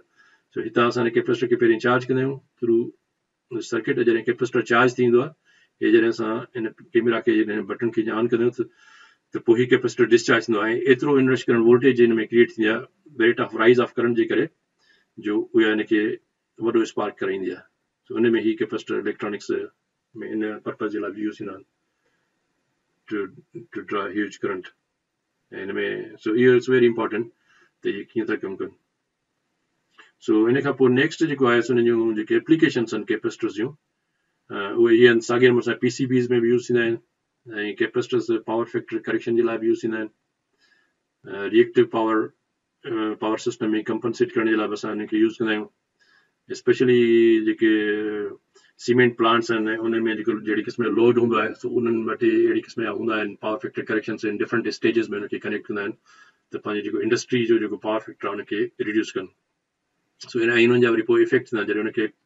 connect कबो आहे त उन्हनि में वोल्टेज स्पाइक्स थींदा आहिनि ऐं मां तव्हांखे शेयर कयां पंहिंजो एक्सपीरियंस अर्जेंटीना में हिकिड़ो ट्रेस सीमेंट प्लांट हुआ जिते काफ़ी सारा हिन जा इशूज़ हूंदा हुआ त उनखे ख़बर कोन्हे त हिते छा पियो थिए हुन जूं मशीन्स ॿ टे डैमेज थियूं त मां हितां वियोसि हुते इन्वेस्टिगेट करणु ऐं पोइ हुन टिनी पावर प्लांट्स में डिफरेंट प्रोविंसिस में हुनजा हुआ 3 पावर सीमेंट प्लांट ऐं हिकु प्लांट जिते मां विज़िट कयो इन्वेस्टिगेट कयो ऐं फाइनली मां हुननि जो जेको प्रॉब्लम फाइंड कया त हुनजा कहिड़ा इशूज़ आहे पोइ हुते मूंखे हुनजे इन्वेस्टिगेशन दौरान ख़बर पई त हुन वटि पावर फैक्टर करेक्शन कैपेसिटर्स जूं वॾियूं बैंक्स जूं वॾा माना बिल्डिंग ठहियल हुई जंहिंमें कैपेसिटर्स ऑन कंदा ऐं उन कैपेसिटर्स खे डिफरेंट स्टेजिस में ऑन करण जे करे ह्यूज वोल्टेज स्पाइक्स थींदियूं उनजे करे हुन जी जेके मशीन्स हुयूं जेके ड्राइव्स चइबो इलेक्ट्रिक ड्राइव्स उन्हनि ते इफेक्ट पियो थिए ऐं ड्राइव्स ट्रिप थियनि पियूं पोइ मां इहो हुते हुनखे ॿुधायो हुनखे रिकमेंड कयो त कहिड़ा कहिड़ा कैपेसिटर डिस्कनेक्ट कनि कीअं ऑपरेट कनि ऐं पोइ हुनजो इशू रिज़ॉल्व कयो सो हीअ पावर फैक्टर करेक्शन जे लाइ बि हूंदो आहे रिएक्टिव पावर कंपनसेशन जे लाइ बि हूंदो आहे ऐं हुनजा इहे वोल्टेज स्पाइक्स जा जेके प्रॉब्लम्स हूंदा आहिनि उन्हनि खे प्रोटेक्ट करण जे लाइ मोटर्स खे प्रोटेक्ट करण लाइ सर्ज कैपेसिटर्स यूज़ थींदा आहिनि त ओचितो को पावर सर्ज अचे थी कंहिं मोटर में त उन कैपेसिटर हुनखे ग्राउंड करे छॾींदो आहे उनजे लाइ बि यूज़ थींदा आहिनि ऐं हिन जी ॿी एप्लीकेशन आहे त वेरिएबल फ्रीक्वेंसी ड्राइव्स में बि इस्तेमालु थींदा आहिनि स्पेशली DC बस हुनखे चवंदा आहिनि जेको AC वोल्टेज खे कन्वर्ट करे DC में कबो आहे उनखे DC खे मेंटेन करण जे लाइ असां कैपेसिटर्स यूज़ थींदा आहिनि उन ड्राइव्स में बिग कैपेसिटर्स हूंदा आहिनि जॾहिं असां ड्राइव्स जो क्लास कंदासीं मां तव्हांखे हुन में ॾेखारींदुसि केतिरा कैपेसिटर्स हूंदा आहिनि ऐं हुन में फिल्टर सर्किट्स में बि यूज़ थींदा आहिनि इहे ऐं हुन खां पोइ पावर फैक्टर हार्मोनिक जेके हूंदा आहिनि उन हार्मोनिक सर्किट्स में बि यूज़ थींदा आहिनि, हार्मोनिक्स डिफरेंट टाइप जो हार्मोनिक्स खे इम्प्रूव करण जे लाइ या उन करेक्ट करण जे लाइ। ऐं साॻिए नमूने सां वोल्टेज डिवाइडर तौर बि यूज़ थींदा आहिनि, specially with in transmission lines में। ट्यूनिंग सर्किट्स में यूज़ थींदा आहिनि, रेडियो ट्यूनिंग सर्किट्स या पावर इलेक्ट्रॉनिक्स जे ट्यूनिंग सर्किट्स में कैपेसिटर्स यूज़ थींदा आहिनि। ऐं प्रोटेक्शन में जनरेटर्स या डिफरेंट जेके प्रोटेक्शन सिस्टम्स आहिनि उन में शंट ट्रिप जे लाइ बि यूज़ थींदा आहिनि, ऐं कैपेसिटर्स इस्तेमालु हूंदा आहिनि। कैपेसिटर्स कैमरा फ्लैश में मूं तव्हांखे ॿुधायो त ये these are some of the applications, there are many more applications capacitors जूं। ऐं लास्ट हिन में पिक्चर में तव्हांखे ॾेखारिया आहिनि ये कैपेसिटर्स तव्हांखे नज़र ईंदा। हे डिफरेंट तव्हां PCBs में ॾिठा हूंदा, स्मॉल कैपेसिटर माइक्रो फेरेड्स खां माना टाइनी हूंदा आहिनि, हिन जी डिफरेंट साइज़ आहिनि। हे तव्हांखे PCBs में ई नज़र ईंदा। उन खां पोइ ही हूंदा आहिनि इलेक्ट्रोलाइटिक कैपेसिटर्स, ऐं हिन खां पोइ अञा ॿिया वधीक वॾा कैपेसिटर्स। हे कैपेसिटर्स सिंगल फेज़ मोटर्स या फैन हूंदो आहे, पखो जेको हूंदो आहे उन में बि लॻल हूंदा आहिनि, उनजी स्टार्टिंग जे लाइ बि यूज़ थींदा आहिनि। ऐं ॿिया ही रेजिस्टर्स आहिनि डिफरेंट। ऐं हेॾे तव्हां ॾिसो त ही these are the big capacitors, ये ड्राइव्स में यूज़ थींदा आहिनि, अहिड़े क़िस्म जा कैपेसिटर्स या पावर फैक्टर करेक्शन जे लाइ बि यूज़ थींदा आहिनि अहिड़ा। सो ही 3 फेज़ कैपेसिटर्स आहिनि ऐं fourth is the neutral point. So 4 bushing या हिननि में वरी सिर्फ़ु 2 बुशिंग्स आहिनि, त ही DC सर्किट्स में या ही सिंगल फेज़ हूंदा आहिनि। So these are single phase capacitors, ऐं अहिड़े क़िस्म जा ड्राइव्स में बि यूज़ थींदा आहिनि कैपेसिटर्स। ऐं मथे हिते हिन बॉक्स में कुछ कैपेसिटर्स तव्हांखे डिफरेंट नज़र ईंदा, हुन जा कनेक्टर्स आहिनि। ही आहिनि पावर फैक्टर करेक्शन जे लाइ लो वोल्टेज सिस्टम में। 600 वोल्ट हुजे या 220 सिस्टम हुजे त उन में डिफरेंट क़िस्म जा कैपेसिटर्स उन जे हिसाब सां पावर फैक्टर खे इम्प्रूव करण जे लाइ त सिस्टम जो पावर फैक्टर मॉनिटर कंदा आहिनि। पोइ जॾहिं पावर फैक्टर काफ़ी लेगिंग थी थो वञे तमामु घणो, त पोइ उनखे वरी थोरो इम्प्रूव करण जे लाइ कैपेसिटर्स कनेक्ट थींदा आहिनि सर्किट में। पोइ हिनखे अॻिते पोइ हिन जी स्विचिंग हूंदी आहे, उन हिसाब सां ऑटोमेटिक स्विचिंग थी सघे थी, मैनुअल स्विचिंग थी सघे थी। सो इहे इन एप्लीकेशंस में यूज़ थींदा आहिनि। सो हिते आहे मां लिखियो मथे power factor correction capacitor PFCC, power factor correction capacitor bank. So this is इनखे बैंक चइबो आहे, जंहिंमें डिफरेंट इन जो आहिनि साइज़िस जा कैपेसिटर्स, ऐं उहे डिफरेंट साइज़ जा कैपेसिटर्स जेतिरो पावर रिएक्टिव पावर लेगिंग हूंदो आहे उनखे इम्प्रूव करण जे लाइ यूज़ थींदा आहिनि। So these are some of these examples of capacitors. तव्हांखे आइडिया थिए त कैपेसिटर्स जे कहिड़ी शेप जा, कहिड़ी साइज़ जा, कहिड़ी शिकल जा हूंदा आहिनि, ऐं हिन जा कहिड़ा वैल्यूज़ हूंदा आहिनि। ही स्पेशली जेके पावर कैपेसिटर्स आहिनि, हिननि जी रेटिंग जेका मूं तव्हांखे कल्ह ॿुधाई के वार्स में हिननि जी हूंदी आहे, ऐं हिननि जी रेटिंग्स माइक्रो फेरेड्स में कोन हूंदी आहे, हिन जी के वार्स में, किलो वार्स में। These are big capacitors. ऐं हिन खां पोइ लास्ट जेके असांजी स्लाइड आहे उन में इन्हनि जे बारे में जेके इंपॉर्टेंट पॉइंट्स आहिनि कैपेसिटर्स ऐं इंडक्टर्स जूं स्पेशली, उनखे डिस्कस कंदासीं त ही असांखे यादि हुजनि, पोइ अॻिते हली असां हिनखे पढ़ंदासीं त हिननि जो इफेक्ट कीअं थो थिए। त सभ खां पहिरीं त ही इंडक्टेंस ऐं कैपेसिटेंस जेकी हूंदी आहे, they result in what we call it inductive reactance ऐं कैपेसिटिव रिएक्टेंस। यानी इंडक्टेंस जे करे जेका रिएक्टेंस हूंदी आहे उनखे असां इंडक्टिव रिएक्टेंस चवंदा आहियूं, उनखे असां ज़ाहिर कंदा आहियूं एक्स कैपिटल ऐं सबस्क्रिप्ट आहे एल, एक्स एल सां। कैपेसिटिव रिएक्टेंस खे असां XC सां ज़ाहिर कंदा आहियूं। सो जॾहिं असां इलेक्ट्रिक सर्किट्स में हाणे डिस्कस कंदासीं, जीअं पावर खे P सां ज़ाहिर कंदा आहियूं ऐं वोल्टेज खे V सां, अहिड़े नमूने सां इंडक्टिव रिएक्टेंस XC सां ऐं XL सां ऐं XC सां। ऐं ही ॿई जेके आहिनि इंडक्टिव ऐं capacitive reactance, they always try to cancel each other. त तव्हां पावर ट्रायंगल खे यादि हूंदो, जेकॾहिं असांजो इंडक्टिव रिएक्टेंस जो करंट डाउनवर्ड डायरेक्शन हूंदो आहे ऐं कैपेसिटिव जो करंट हूंदो आहे अपवर्ड डायरेक्शन, त दे कैंसिल ईच अदर। त हिन जी जेकॾहिं असां साइज़िंग प्रॉपरली कयूं त असां हुनखे मिनिमाइज़ करे सघूं था, ॿिन्ही जे डिफरेंस खे। सो इहो ज़रूरी आहे त कैपेसिटिव ऐं inductive reactances they always try to cancel each other. ऐं जॾहिं ॿिन्ही जो वैल्यू 0 थी वञे, यानी हिनखे अहिड़े नमूने सां कंपनसेट कयूं जो हुनजो नेट इफेक्ट 0 थिए, that's called a resonance point. त उते ही ॿई रेजोनेट कंदा आहिनि पोइ। ऐं कैपेसिटिव रिएक्टेंस जेका हूंदी आहे, इंडक्टिव रिएक्टेंस, उहा it causes the lagging power factors। त इंडक्टिव रिएक्टेंस जे करे सिस्टम जो जेको पावर फैक्टर हूंदो आहे उहो लेग कंदो आहे, ऐं लेग पावर जेकॾहिं तमामु घणो लेग करे, यानी 90 डिग्री लेग करे, त माना it will be completely inductive. So हुन में पोइ असां रिएक्टिव पावर कोन, सो असां मिनिमाइज़ कंदा आहियूं त lagging power almost close to unity हुजे, 1 जे बराबरि। यानी एंगल जेका आहे वोल्टेज ऐं करंट जे विच में, उहा it should be very close to 0, यानी 5 डिग्री 10 डिग्रीज़ हुजे त इट्स ओके। ऐं जो कैपेसिटिव रिएक्टेंस आहे उन में वरी हिन जो इफेक्ट ऑपोजिट हूंदो आहे, उन में पावर फैक्टर लीडिंग में हली वेंदो आहे। सो हिन ॿिन्ही खे असां प्ले करण सां, यानी इंडक्टिव रिएक्टेंस ऐं कैपेसिटिव रिएक्टेंस, यानी इंडक्टर ऐं कैपेसिटर जी कॉम्बिनेशन खे असां अहिड़े नमूने सां मैच करे सघूं था जो हिन खे असां पावर फैक्टर खे पंहिंजी मर्ज़ी मुताबिक़ वेरी करे सघूं था। ऐं जेको लेगिंग रिएक्टिव पावर हूंदो आहे, जेको इंडक्टर जे करे हूंदो आहे, इहो ऑलवेज फ्लोज, माना इंडक्टिव लोड जेको आहे उन खे रिक्वायर कंदो आहे। इंडक्टिव लोड जे लाइ ज़रूरी आहे it always flows from the generator to the system. इहो असां कल्ह पॉइंट डिस्कस कईसीं। जॾहिं असां जनरेटर जी कैपेबिलिटी कल्ह डिस्कस कयोसीं त उन में मां इहो तव्हांखे ॿुधायो त लोड जेको आहे सिस्टम जी तरफ़ रिएक्टिव पावर ईंदो बि आहे ऐं सिस्टम खां वेंदो बि आहे।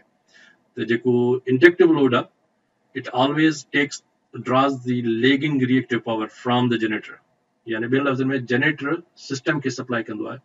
लेगिंग रिएक्टिव पावर, ऐं जेको जनरेटर सप्लाई थो करे उन खे असां कंसीडर कंदा आहियूं एज अ पॉज़िटिव। सो ॿियनि लफ़्ज़नि में lagging reactive power is positive, उनखे असां पॉज़िटिव कंसीडर कंदा आहियूं। ऐं इन जे अपोज़िट में जेको कैपेसिटिव लोड आहे, it causes the leading reactive power, ऐं उहो लीडिंग रिएक्टिव पावर जेको आहे सो कैपेसिटिव लोड जनरेट कंदो आहे ऐं इहो leading power reactive power flow कंदो आहे from system to the generator, माना इहो सिस्टम खां जनरेटर जी तरफ़ फ्लो कंदो आहे हिन जे अपोज़िट में, ऐं उन खे असां चवंदा आहियूं नेगेटिव रिएक्टिव पावर।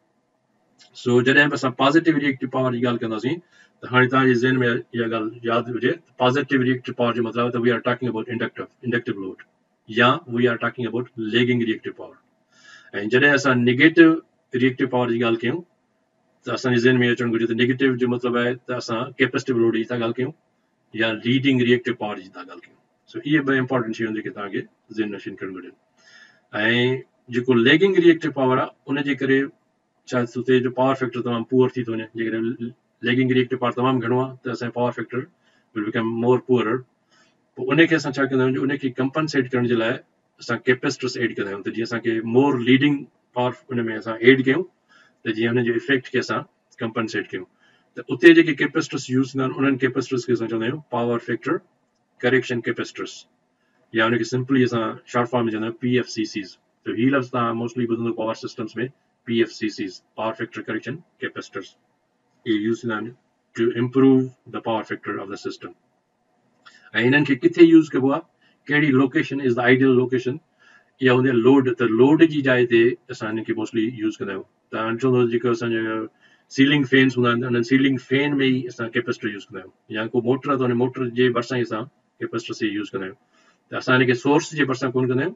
इहे हमेशह लोड जे भरिसां कनेक्ट थींदा आहिनि पावर फैक्टर करेक्शन कैपेसिटर्स। ऐं इहो पोइ असां डिटेल में अॻिते हली जॾहिं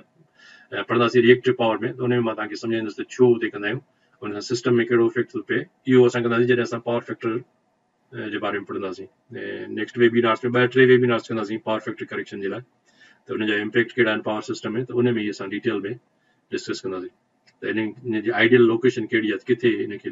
इंस्टॉल करणु घुरिजे सिस्टम में। ऐं जेकॾहिं इहे कैपेसिटर्स सही नमूने सां साइज़ न आहिनि थियल, घटि वधि साइज़ तव्हां मुंहिंजी मड़ी लॻाए छॾियनि दुके ते ऐं प्रॉपरली हुनजी तव्हां कैलकुलेशन न कई आहे, त उन सां हार्मोनिक इश्यूज़ पैदा थींदा आहिनि। ऐं हार्मोनिक जे करे वरी ॿिया डैमेज थी सघनि था, इक्विपमेंट डैमेज थी सघे थो। स्पेशली ये जेके UPS सिस्टम आहे, जेके बि पावर इलेक्ट्रॉनिक्स जा अॼुकल्ह सिस्टम्स यूज़ थियनि था घरनि में, उन्हनि में हीअ हार्मोनिक इश्यूज़ थींदो आहे। इन करे ॿिया इक्विपमेंट डैमेज थींदा आहिनि। वोल्टेज स्टेबलाइज़र जेको असांजे घर में आहे या UPS असां यूज़ कंदा आहियूं, त तव्हां ॾिठो हूंदो सिंध में तक़रीबन घरनि में UPS घणो इस्तेमालु थींदो आहे। ऐं उन UPS में इलेक्ट्रॉनिक कंपोनेंट्स यूज़ थींदा आहिनि जेके इनखे स्विच ऑन स्विच ऑफ कंदा आहिनि इलेक्ट्रॉनिकली। उनजे करे छा थींदो आहे, ॿियो इक्विपमेंट डैमेज थींदो आहे, उहो असांखे ख़बर कोन हूंदी आहे, असां सम्झंदा त इहो इन ई डैमेज थी वियो। त इन UPS जे करे बि काफ़ी सारा डैमेज थींदा आहिनि घरनि में। ऐं तव्हांजो जेके ॿिया अप्लायंसिस जेके डैमेज थियनि था, या हर बैटरी तव्हांजो लैंप का बल्ब को तव्हांजो फ्यूज़ थी थो वञे, सड़ी थो वञे, या ॿियो तव्हांजो इक्विपमेंट डैमेज थींदो आहे, उहो उन UPS जे करे थींदो आहे। छो त UPS में ही प्रॉब्लम हूंदो आहे त हुन में हार्मोनिक प्रोड्यूस थींदी आहे, उन हार्मोनिक्स जे करे जेको इफेक्ट हूंदो आहे उहो ॿियनि कंपोनेंट्स खे डैमेज करे सघे थो। त इन जे करे असां वटि घरनि में जेका UPS हूंदी आहे, इट्स नॉट डिज़ाइन, तव्हां मार्केट में वठी आयासीं, घर में लॻाए छॾियो UPS, हिन घर में असां ख़ुशि आहियूं त UPS हले पियो, पर उन सां जेको ॿियो इफेक्ट थो थिए उन we are unaware. So electrical engineer खे इहा ख़बर हुअणु घुरिजे त इन हार्मोनिक्स जे करे UPS जे करे बि प्रॉब्लम्स थींदा आहिनि। UPS सिर्फ़ु असांजो प्रॉब्लम सॉल्व कोन कंदो आहे, it can create sum other problems, ऐं उहे प्रॉब्लम्स हूंदा आहिनि रिलेटेड टू हार्मोनिक। सो इहो सम्झणु ज़रूरी आहे। ऐं आख़िर में हीअ आहे त जेके इनखे पावर फैक्टर करेक्शन खे न सिर्फ़ु असां PFCC सां करेक्ट कंदा आहियूं, पर उनजे लाइ असां ॿिया मेथड्स ॿुधा आहिनि, जंहिंमें हिकिड़ो मेथड इहो आहे त जेको सिंक्रोनस मोटर आहे उन जी एक्साइटेशन असां चेंज करे सघंदा आहियूं। कल्ह असां डिस्कस कयोसीं त उन जी एक्साइटेशन असां ओवर एक्साइट कयूं त it will work as a leading power factor. ऐं उन सिंक्रोनस मोटर जे उन ऑपरेशन खे जंहिंखे असां यूज़ कयूं पावर फैक्टर करेक्शन जे लाइ, त उन सिंक्रोनस मोटर खे असां चवंदा आहियूं सिंक्रोनस कंडेंसर। सो सिंक्रोनस मोटर खे असां सिंक्रोनस कंडेंसर तो बि इस्तेमालु कंदा आहियूं। ऐं स्पेशली पावर हाउसिस में जेके जनरेटर्स हूंदा आहिनि, सो जनरेटर ख़ुदि सिंक्रोनस मशीन्स हूंदियूं आहिनि। ऐं किन पावर हाउसिस में कुझु सिलेक्टेड जनरेटर्स खे यूज़ कंदा आहिनि एज अ मोटर, ऐं उहो सिर्फ़ु इन जे करे यूज़ कंदा आहिनि उनखे जीअं पावर फैक्टर इम्प्रूव थिए पूरे सिस्टम जो। त उन वक़्तु उहो जेको ऑपरेशन हूंदो आहे उन सिंक्रोनस जनरेटर जो, जंहिंखे एज अ मोटर तौरु इस्तेमालु कंदा आहिनि to correct the power factor, उनखे असां सिंक्रोनस मोटर जे उन ऑपरेशन खे असां चवंदा आहियूं सिंक्रोनस कंडेंसर। सो उहो जनरेटर उन वक़्तु जेतिरा कलाक हले इन पावर फैक्टर करेक्शन करण जे लाइ, त उनखे असां चवंदा आहियूं synchronous condenser. So every synchronous motor can be used as a synchronous condenser to improve the power factor. ऐं हीअ जेके कैपेसिटर्स आहिनि, ऐं कैपेसिटर स्टैटिक पीस आहे, माना हिकिड़ो तव्हां फिक्स तव्हां लॻाए छॾियो, उनखे तव्हां यू कैन नॉट चेंज। ऐं ॿियो वरी अॼुकल्ह पावर इलेक्ट्रॉनिक्स में बि यूज़ थींदा आहिनि, उनखे चइबो आहे स्टैटिक वार कंपनसेटर। उन में वरी उन पावर इलेक्ट्रॉनिक्स जे स्विचिंग जे थ्रू जेके SCRs आहिनि या ॿिया मॉडर्न जेके इलेक्ट्रॉनिक अॼुकल्ह जेके IGBTs जेके चवंदा आहिनि, उहो असां हिते बि ड्राइव में पढ़ंदासीं, त उन्हनि जे थ्रू बि रिएक्टिव पावर खे कंट्रोल कबो आहे। त उहे वरी एडवांस आहिनि, जो मां हिते हिन में कोन लिखियो आहे, उहो असां जॾहिं ड्राइव में ईंदासीं त उनखे असां ॾिसंदासीं स्टैटिक, उनखे चइबो आहे स्टैटिक रिएक्टिव पावर कंपनसेटर उनखे चइबो आहे। त उन्हनि जे थ्रू बि स्विचिंग करे तव्हां पावर सिस्टम में, या कंहिं बि सीमेंट प्लांट थियो या स्टील मिल थी, उते उहे लॻाए सघनि था उन पंहिंजो पावर फैक्टर इम्प्रूव करण जे लाइ, बजाए जो ही फिक्स कैपेसिटर्स लॻाइनि। कैपेसिटर्स में इहो हूंदो आहे त कैपेसिटर धमाके सां उॾी बि सघनि था, उनजे हूंदा टेम्परेचर सेंसिटिव हूंदा आहिनि, त उनजे करे उते उहे स्टैटिक वार कंपनसेटर्स यूज़ थींदा आहिनि। उनखे चइबो आहे स्टैटिक वार कंपनसेटर। वार मीन्स वोल्टेज हैम्प रिएक्टिव, सो रिएक्टिव पावर कंपनसेटर उते उहे यूज़ थींदा आहिनि, जनरेटर यूज़। त अॼुकल्ह मॉडर्न इंडस्ट्री में उन्हनि जो तमामु वॾो इस्तेमालु आहे स्टैटिक वार कंपनसेटर्स जो। ऐं पावर यूटिलिटीज़ में वापडा थी या ॿियूं जेके पावर कंपनीज़ हूंदियूं आहिनि, उहे ही पावर फैक्टर करेक्शन कैपेसिटर लॻाईंदियूं आहिनि। इंडस्ट्रीज़ में, सीमेंट प्लांट्स में, स्टील मिल में, जेका बि तव्हां इंडस्ट्री नालो वठो, उन्हनि वटि हमेशह पावर फैक्टर करेक्शन कैपेसिटर्स हूंदा आहिनि लॻल। सो उन्हनि जे बारे में असां वरी पोइ फर्दर डिटेल्स, सो मुंहिंजे ख़्याल में इहे जेके इम्पॉर्टेंट पॉइंट्स जो असां उहे सभु कवर कयोसीं। हिन में जेकॾहिं तव्हांखे फर्दर के क्वेश्चन्स हुजनि त हिनखे तव्हां स्पेशली ही जेका हिकिड़ी ही स्लाइड आहे, दिस इज़ वेरी इंपॉर्टेंट। हिन में ऑल की पॉइंट्स जेके आहिनि इंडक्टर्स ऐं कैपेसिटर्स सां जेके रिलेटेड आहिनि, उनखे छा चवंदा आहियूं, लीडिंग खे पॉज़िटिव छो चवंदा आहियूं, लेगिंग खे पॉज़िटिव, लीडिंग खे नेगेटिव चवंदा आहियूं, ऐं उहो छाजे करे प्रोड्यूस थो थिए। त दिस इज़ वेरी इंपॉर्टेंट। हे की पॉइंट्स तव्हां पंहिंजो ज़हन नशीन कंदो त होपफुली तव्हांखे पावर सिस्टम में अॻिते सम्झण में ॾुखियाई कोन थींदी। सो इन सां ई असांजी एंड थी प्रेज़ेंटेशन। हाणे जेकॾहिं तव्हांखे क्वेश्चन्स हुजनि त U R welcome.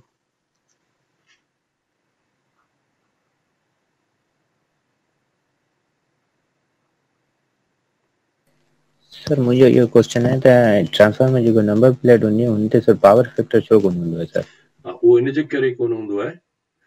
so we don't know what kind of load you are going to connect to the power to the transformer. ठीक है, तव्हांखे ख़बर नाहे तव्हां वटि कहिड़ो लोड आहे, उन जे करे उनखे जेका डिज़ाइन कंदा आहिनि उहो उन बेस ते कंदा आहिनि। ऐं इहा बि हिकिड़ी क़िस्म जो लीगल इन में आहे, छो त जेकॾहिं ट्रांसफॉर्मर मैन्युफैक्चरर ॿुधाए त भई हिन ट्रांसफॉर्मर ते तव्हां हेतिरो लोड रखे सघो था किलोवाट में, जेकॾहिं उनजो, त पोइ इहा लीगल बाइंडिंग थी वञे मैन्युफैक्चर जे लाइ। हिकिड़ो कस्टमर थो चए थो की मां एतिरा किलोवाट लोड रखां थो, उहो लोड ॿुधाए कोन थो त कहिड़ी क़िस्म जो लोड थो रखे। ऐं उहो लोड जेकॾहिं इंडक्टिव लोड वधीक थो रखे या कैपेसिटिव लोड वधीक थो रखे त उन में ट्रांसफॉर्मर डैमेज थी सघे थो। तंहिंजे करे उनजी कैपेसिटी अननोन हूंदी आहे किलोवाट जे हिसाब सां। त उहो करंट त चवंदो मां हेतिरा किलोवाट ते लोड रखियो आहे, पर उनजे करे हू असल में ट्रांसफॉर्मर जेको ओवरलोडेड थी सघे थो। उन जे करे इन खां बचण जे लाइ मैन्युफैक्चरर्स उनजी जेका रेटिंग ॾींदा आहिनि उहा रेटिंग KVA में ॾींदा आहिनि, KVA या MVA, VA रेटिंग ॾींदा आहिनि। It's very good question. त काफ़ी असांजे दोस्तनि खे ख़बर कोन हूंदी आहे त ट्रांसफॉर्मर्स खे KVA रेटिंग्स में छो ॾींदा आहियूं, किलोवाट में छो कोन ॾींदा आहियूं। सो इहो इन जे करे।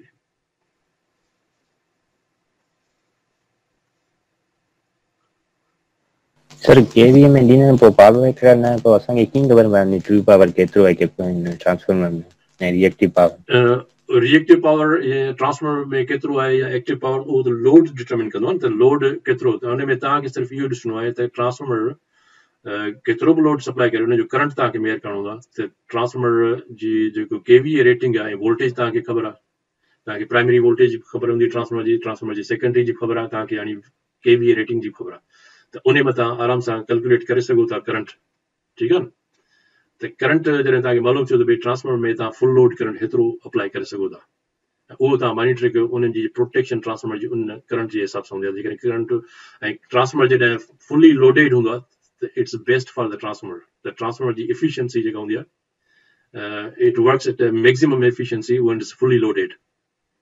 छो त हुनजी कूलिंग वग़ैरह प्रॉपर थींदी आहे। ऐं देयर आर मेनी फैक्टर्स, असां हुनखे जॾहिं डिटेल में कंदासीं त ट्रांसफॉर्मर्स में, त उन में पढ़ंदासीं। त बहरहाल उनजो जेको करंट आहे, तव्हां करंट मॉनिटर करे सघो था भई ट्रांसफॉर्मर एतिरो करंट सप्लाई करे थो पियो। ट्रांसफॉर्मर में इहो कोन्हे त भई ट्रांसफॉर्मर में पावर फैक्टर जेको सिस्टम जो केतिरो आहे, उहो वरी जेका पावर यूटिलिटी आहे उहा डिटरमिन कंदी आहे त भई मुंहिंजो ओवरऑल पावर फैक्टर केतिरो आहे, उन सां हुनजो जेको ट्रांसफॉर्मर आहे उहो ओवरलोडेड थी सघे थो। जेकॾहिं power factor is very low त ट्रांसफॉर्मर जेको उनखे सप्लाई थो करे, ट्रांसफॉर्मर विल बी ओवरलोडेड। पर ट्रांसफॉर्मर जी जेका प्रोटेक्शन असां सेट कंदा आहियूं, उहा असां ट्रांसफॉर्मर जी करंट जे हिसाब सां सेट कंदा आहियूं, त करंट ट्रिप थी वेंदो। करंट अगरि ओवर करंट थींदो त ट्रांसफॉर्मर विल ट्रिप। सो ट्रांसफॉर्मर जेको लोड आहे उहो सप्लाई कोन कंदो। असांखे त पंहिंजे ट्रांसफॉर्मर खे प्रोटेक्ट करणो आहे एज़ ए इंजीनियर। सो मां त पंहिंजे ट्रांसफॉर्मर खे प्रोटेक्ट, जेकॾहिं कस्टमर जो लोड या हुनजो पावर फैक्टर वेरी पुअर आहे ऐं he is trying to draw more current, त मां पंहिंजे सर्किट जो ओवरलोड थी वञे त मां पंहिंजे सर्किट खे प्रोटेक्ट करण लाइ मां हिनजी ट्रिप सेटिंग एतिरी रखंदुसि जो ऑटोमेटिक ट्रिप थी वेंदो।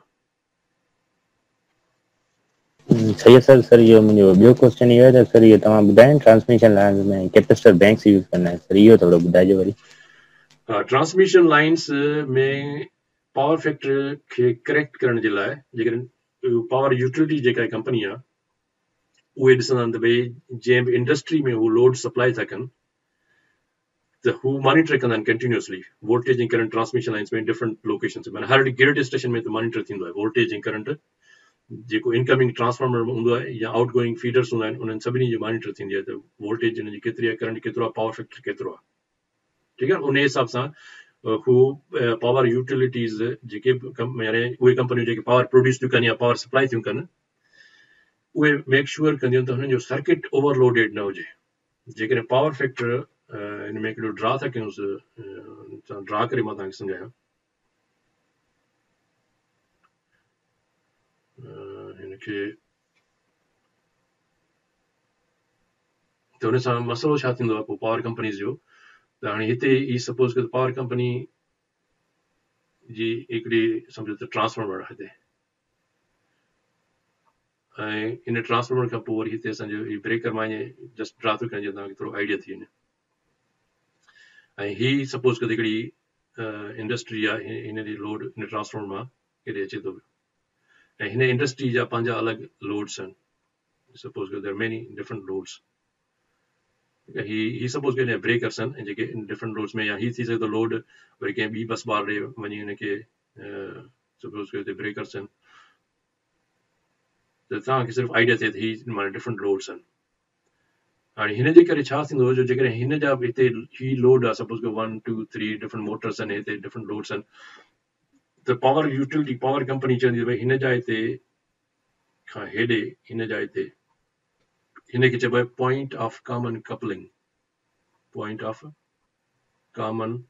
कपलिंग, कॉमन कपलिंग उनखे चवंदा आहिनि, माना उहा पॉइंट जिथे पावर कंपनी ऐं ही सपोज़ कयो हितां गॾु ही इंडस्ट्री आहे हिकिड़ी, ही हिकिड़ी सपोज़ सीमेंट प्लांट आहे या को स्टील मिल आहे, ऐं ही हिते हितां खां सम्झो त हिन जा हिते वापडा हेसिताईं वापडा सप्लाई करती हिननि खे, त ही उहे वापडा वारा मेक श्योर कंदा त हिन जो ट्रांसफॉर्मर जेको आहे इहो ओवरलोडेड न हुजे। ठीकु आहे, हाणे पावर फैक्टर घटि थियण सां छा थो थिए, त पावर फैक्टर जॾहिं घटि थींदो आहे त ही जेको सर्किट आहे ट्रांसफॉर्मर थी वियो या ही जेके केबल्स थियूं या ट्रांसमिशन लाइन आहे, they will be overloaded, माना उनजी कैपेसिटी एतिरी कोन हूंदी जो वो मैक्सिमम करंट ॾेई सघनि जेकॾहिं पावर फैक्टर मिनिमम आहे। हाणे इन जे लाइ हिते हिन पासे ड्रा था कयूंसि, हीअ जॾहिं असां पावर ड्रा कंदासीं पोइ तव्हांखे सम्झ में अची वेंदो। हिते सपोज कयो हीअ असांजो पावर फैक्टर आहे, हीअ cos फाइ सर्टेन एंगल ते, ऐं हीअ असांजो वोल्टेज ऐं आहे। हिते मां स्क्वायर रूट 3 कोन थो लिखां सिंप्लिसिटी जे लाइ, ऐं हीअ आहे वी आहे cos फाइ कोसाइन फाइ, ऐं हीअ असांजो वी आहे साइन फाइ, यानी हीअ रिएक्टिव पावर असांजो। हाणे हेतिरो रिएक्टिव पावर आहे, हिते हेतिरो एक्टिव पावर आहे, हिन ते सपोज कयो त सिस्टम हले थो पियो। हाणे छा थो थिए, जो जेकॾहिं सपोज कयो त फैक्ट्री जो पावर फैक्टर कंहिं इंडक्टिव वधीक इंडक्टिव लोड जे करे इन जो पावर फैक्टर हीअं हेतिरो वधी थो वञे, माना हीअ एंगल वधीक इंडक्टिव लोड न त वधीक लैगिंग आहे, त माना हाणे हीअ रिएक्टिव पावर हिन जो वधी वियो ऐं हीअ एतिरो पावर थी वियो। हाणे हिन सां छा थियो, जो हिन जो VA पहिरीं हेतिरो हो, हाणे VA जेको आहे सो हेतिरो वधी वियो, ठीकु आहे न। हाणे VA त वधी वियो, पर ही हिन जो लोड त साॻियो ई आहे, हिन लोड में का वेरिएशन कोन आई, बट VA जेका आहे हिन जी इन जाइ ते हेतिरी हली वई, ऐं रिएक्टिव पावर हीअ। पर जेकॾहिं हिन ही रिएक्टिव पावर वधण सां न, he needs more reactive power, त हिन सां छा थींदो, जो हिन जो जेको वोल्टेज ऐं एम्पियर आहे, त वोल्टेज त सिस्टम जी साॻी रहंदी आहे, वोल्टेज डज़ नॉट चेंज, त माना छा चेंज थियो, माना करंट चेंज थी वियो न। त हितां जेको करंट हेॾे अचे पियो, पहिरीं सपोज कयो त असांजो हेतिरो हुन जो पावर फैक्टर ही हो, त it was drawing voltage, suppose कयो त असांजी वोल्टेज 1 आहे ऐं करंट असांजो 20 आहे, त हितां असां जेको पावर ड्रा था कयूं उहो असां कयूं 20 VA। हाणे हेॾे जॾहिं असां वेंदासीं त असांजी वोल्टेज त साॻी रहंदी, पर असांजो जेको करंट आहे हाणे 20 जी जाइ ते सपोज कयो असांजो 25 थी थो वञे, माना हेॾे असांजो जेको पावर आहे उहो आहे 25 kVA। हाणे जॾहिं 25 थी वियो त इन जो मतिलबु आहे त हीउ ट्रांसफॉर्मर जेको आहे लोड हिते त साॻियो ई आहे, लोड त साॻियो ई, जेतिरा किलोवाट आहे ओतिरा किलोवाट लोड हले थो, पर पावर फैक्टर जे घटिजण जे करे, यानी हिन एंगल वधण जे करे छा थियो, त it's going to draw more current. हिते जीअं तव्हां ॾिसो हाणे 20 जी जाइ ते 25, लोड साॻियो ई आहे हुनजो, किलोवाट डज़ नॉट चेंज, पर सिर्फ़ु हिन पावर फैक्टर जे चेंज थियण सां हाणे ही सर्किट जेको आहे so is demanding more current. हाणे हिन ट्रांसफॉर्मर जी सपोज कयो त कैपेसिटी आहे 20 ampere, and now I am asking 25 amperes because I created this problem, because I am the customer, मां सीमेंट फैक्ट्री या स्टील मिल जो मां ओनर आहियां, ऐं मुंहिंजे लोड जे करे छा थियो, जो आई डिमांड 5 एम्पियर्स मोर। त हीअ जेको वापडा जो या जेका पावर यूटिलिटी हूंदी, हिन जो सिस्टम जेको आहे ओवरलोडेड थी वियो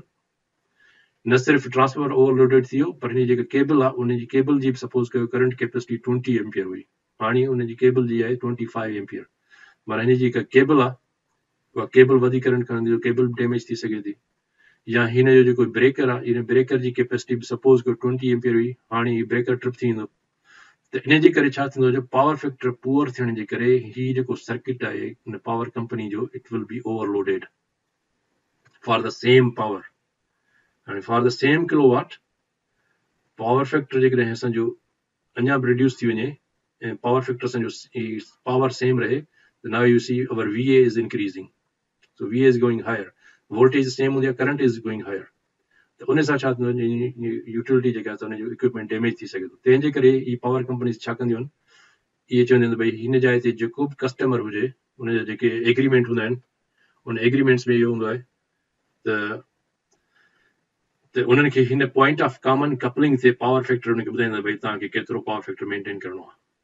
उनखे चवंदा भई जेकॾहिं तव्हां हिते लोड एतिरो इंडक्टिव लॻायो आहे, त इन खे तव्हां कोशिशि कयो त हिन जाइ ते असांजो पावर फैक्टर जेको आहे सो उनखे लिमिट ॾींदा, सपोज कयो 0.8 सपोज कयो 0.85, चवंदा 0.85 खां तव्हांजो पावर फैक्टर वधीक घटि न थिए, यानी 0.6 या 0.7 न थिए। जेकॾहिं थींदो त इनखे तव्हांखे असां पेनलाइज़ कंदासीं, तव्हां ते फाइन लॻाईंदासीं। पोइ ही जेका कंपनी आहे स्टील मिल थी वई सपोज कयो, त ही छा कंदा, जो उन पावर फैक्टर जॾहिं हुनजो डाउन थींदो त उहे ख़ुदि कैपेसिटर लॻाईंदा, हिते अलॻि हिकिड़ो फीडर लॻाईंदा,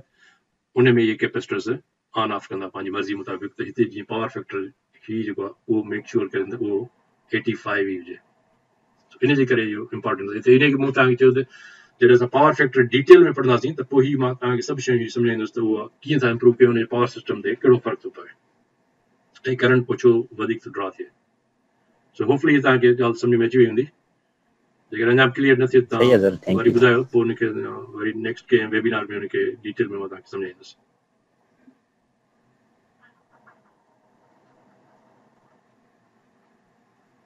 मुंहिंजो इहो आइडिया आहे त मुंहिंजे ज़हन में आहे त हिन खां असां हिकिड़ी हिकु ॿ अञा वेबिनार्स असांजा आहिनि जेके इम्पोर्टेंट उहे असां शुरू कंदासीं। नेक्स्ट जेके 2 वेबिनार्स आहिनि उन खां पोइ पावर फैक्टर जे असां बारे में डिस्कस कंदासीं त पावर फैक्टर जो कीअं थो सिस्टम थिए। It's a very important topic आहे हीअ जेका टॉपिक तव्हां क्वेश्चन कयो it's a very important topic. इन लाइ असांखे घटि में घटि 2 वेबिनार्स खपनि त उहो पोइ तव्हांखे सॼी पॉइंट क्लियर थींदी। ऐं मां कल्ह तॾहिं चयो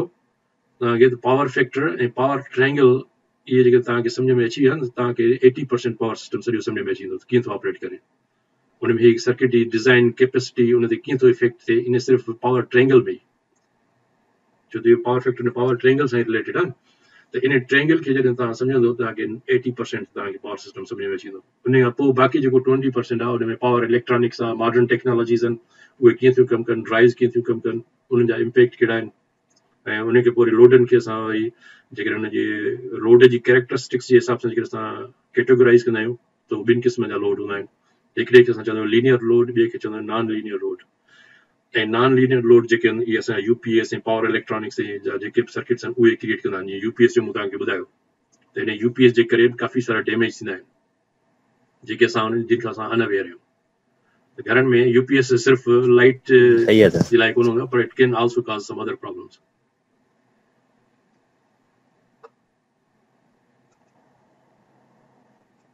सो हिन में मुंहिंजे ख़्याल तव्हांखे काफ़ी सारी पॉइंट्स क्लियर थी वियूं हूंदव जेके हिन वेबिनार में जेके इंपॉर्टेंट पॉइंट्स असां कैप्चर कयोसीं त इहे तव्हां ज़हन नशीन कंदो पोइ जीअं जीअं असां नेक्स्ट स्टेप वञूं था मां इहो सिलसिलो इन तरतीब सां अॻिते वधाईंदासीं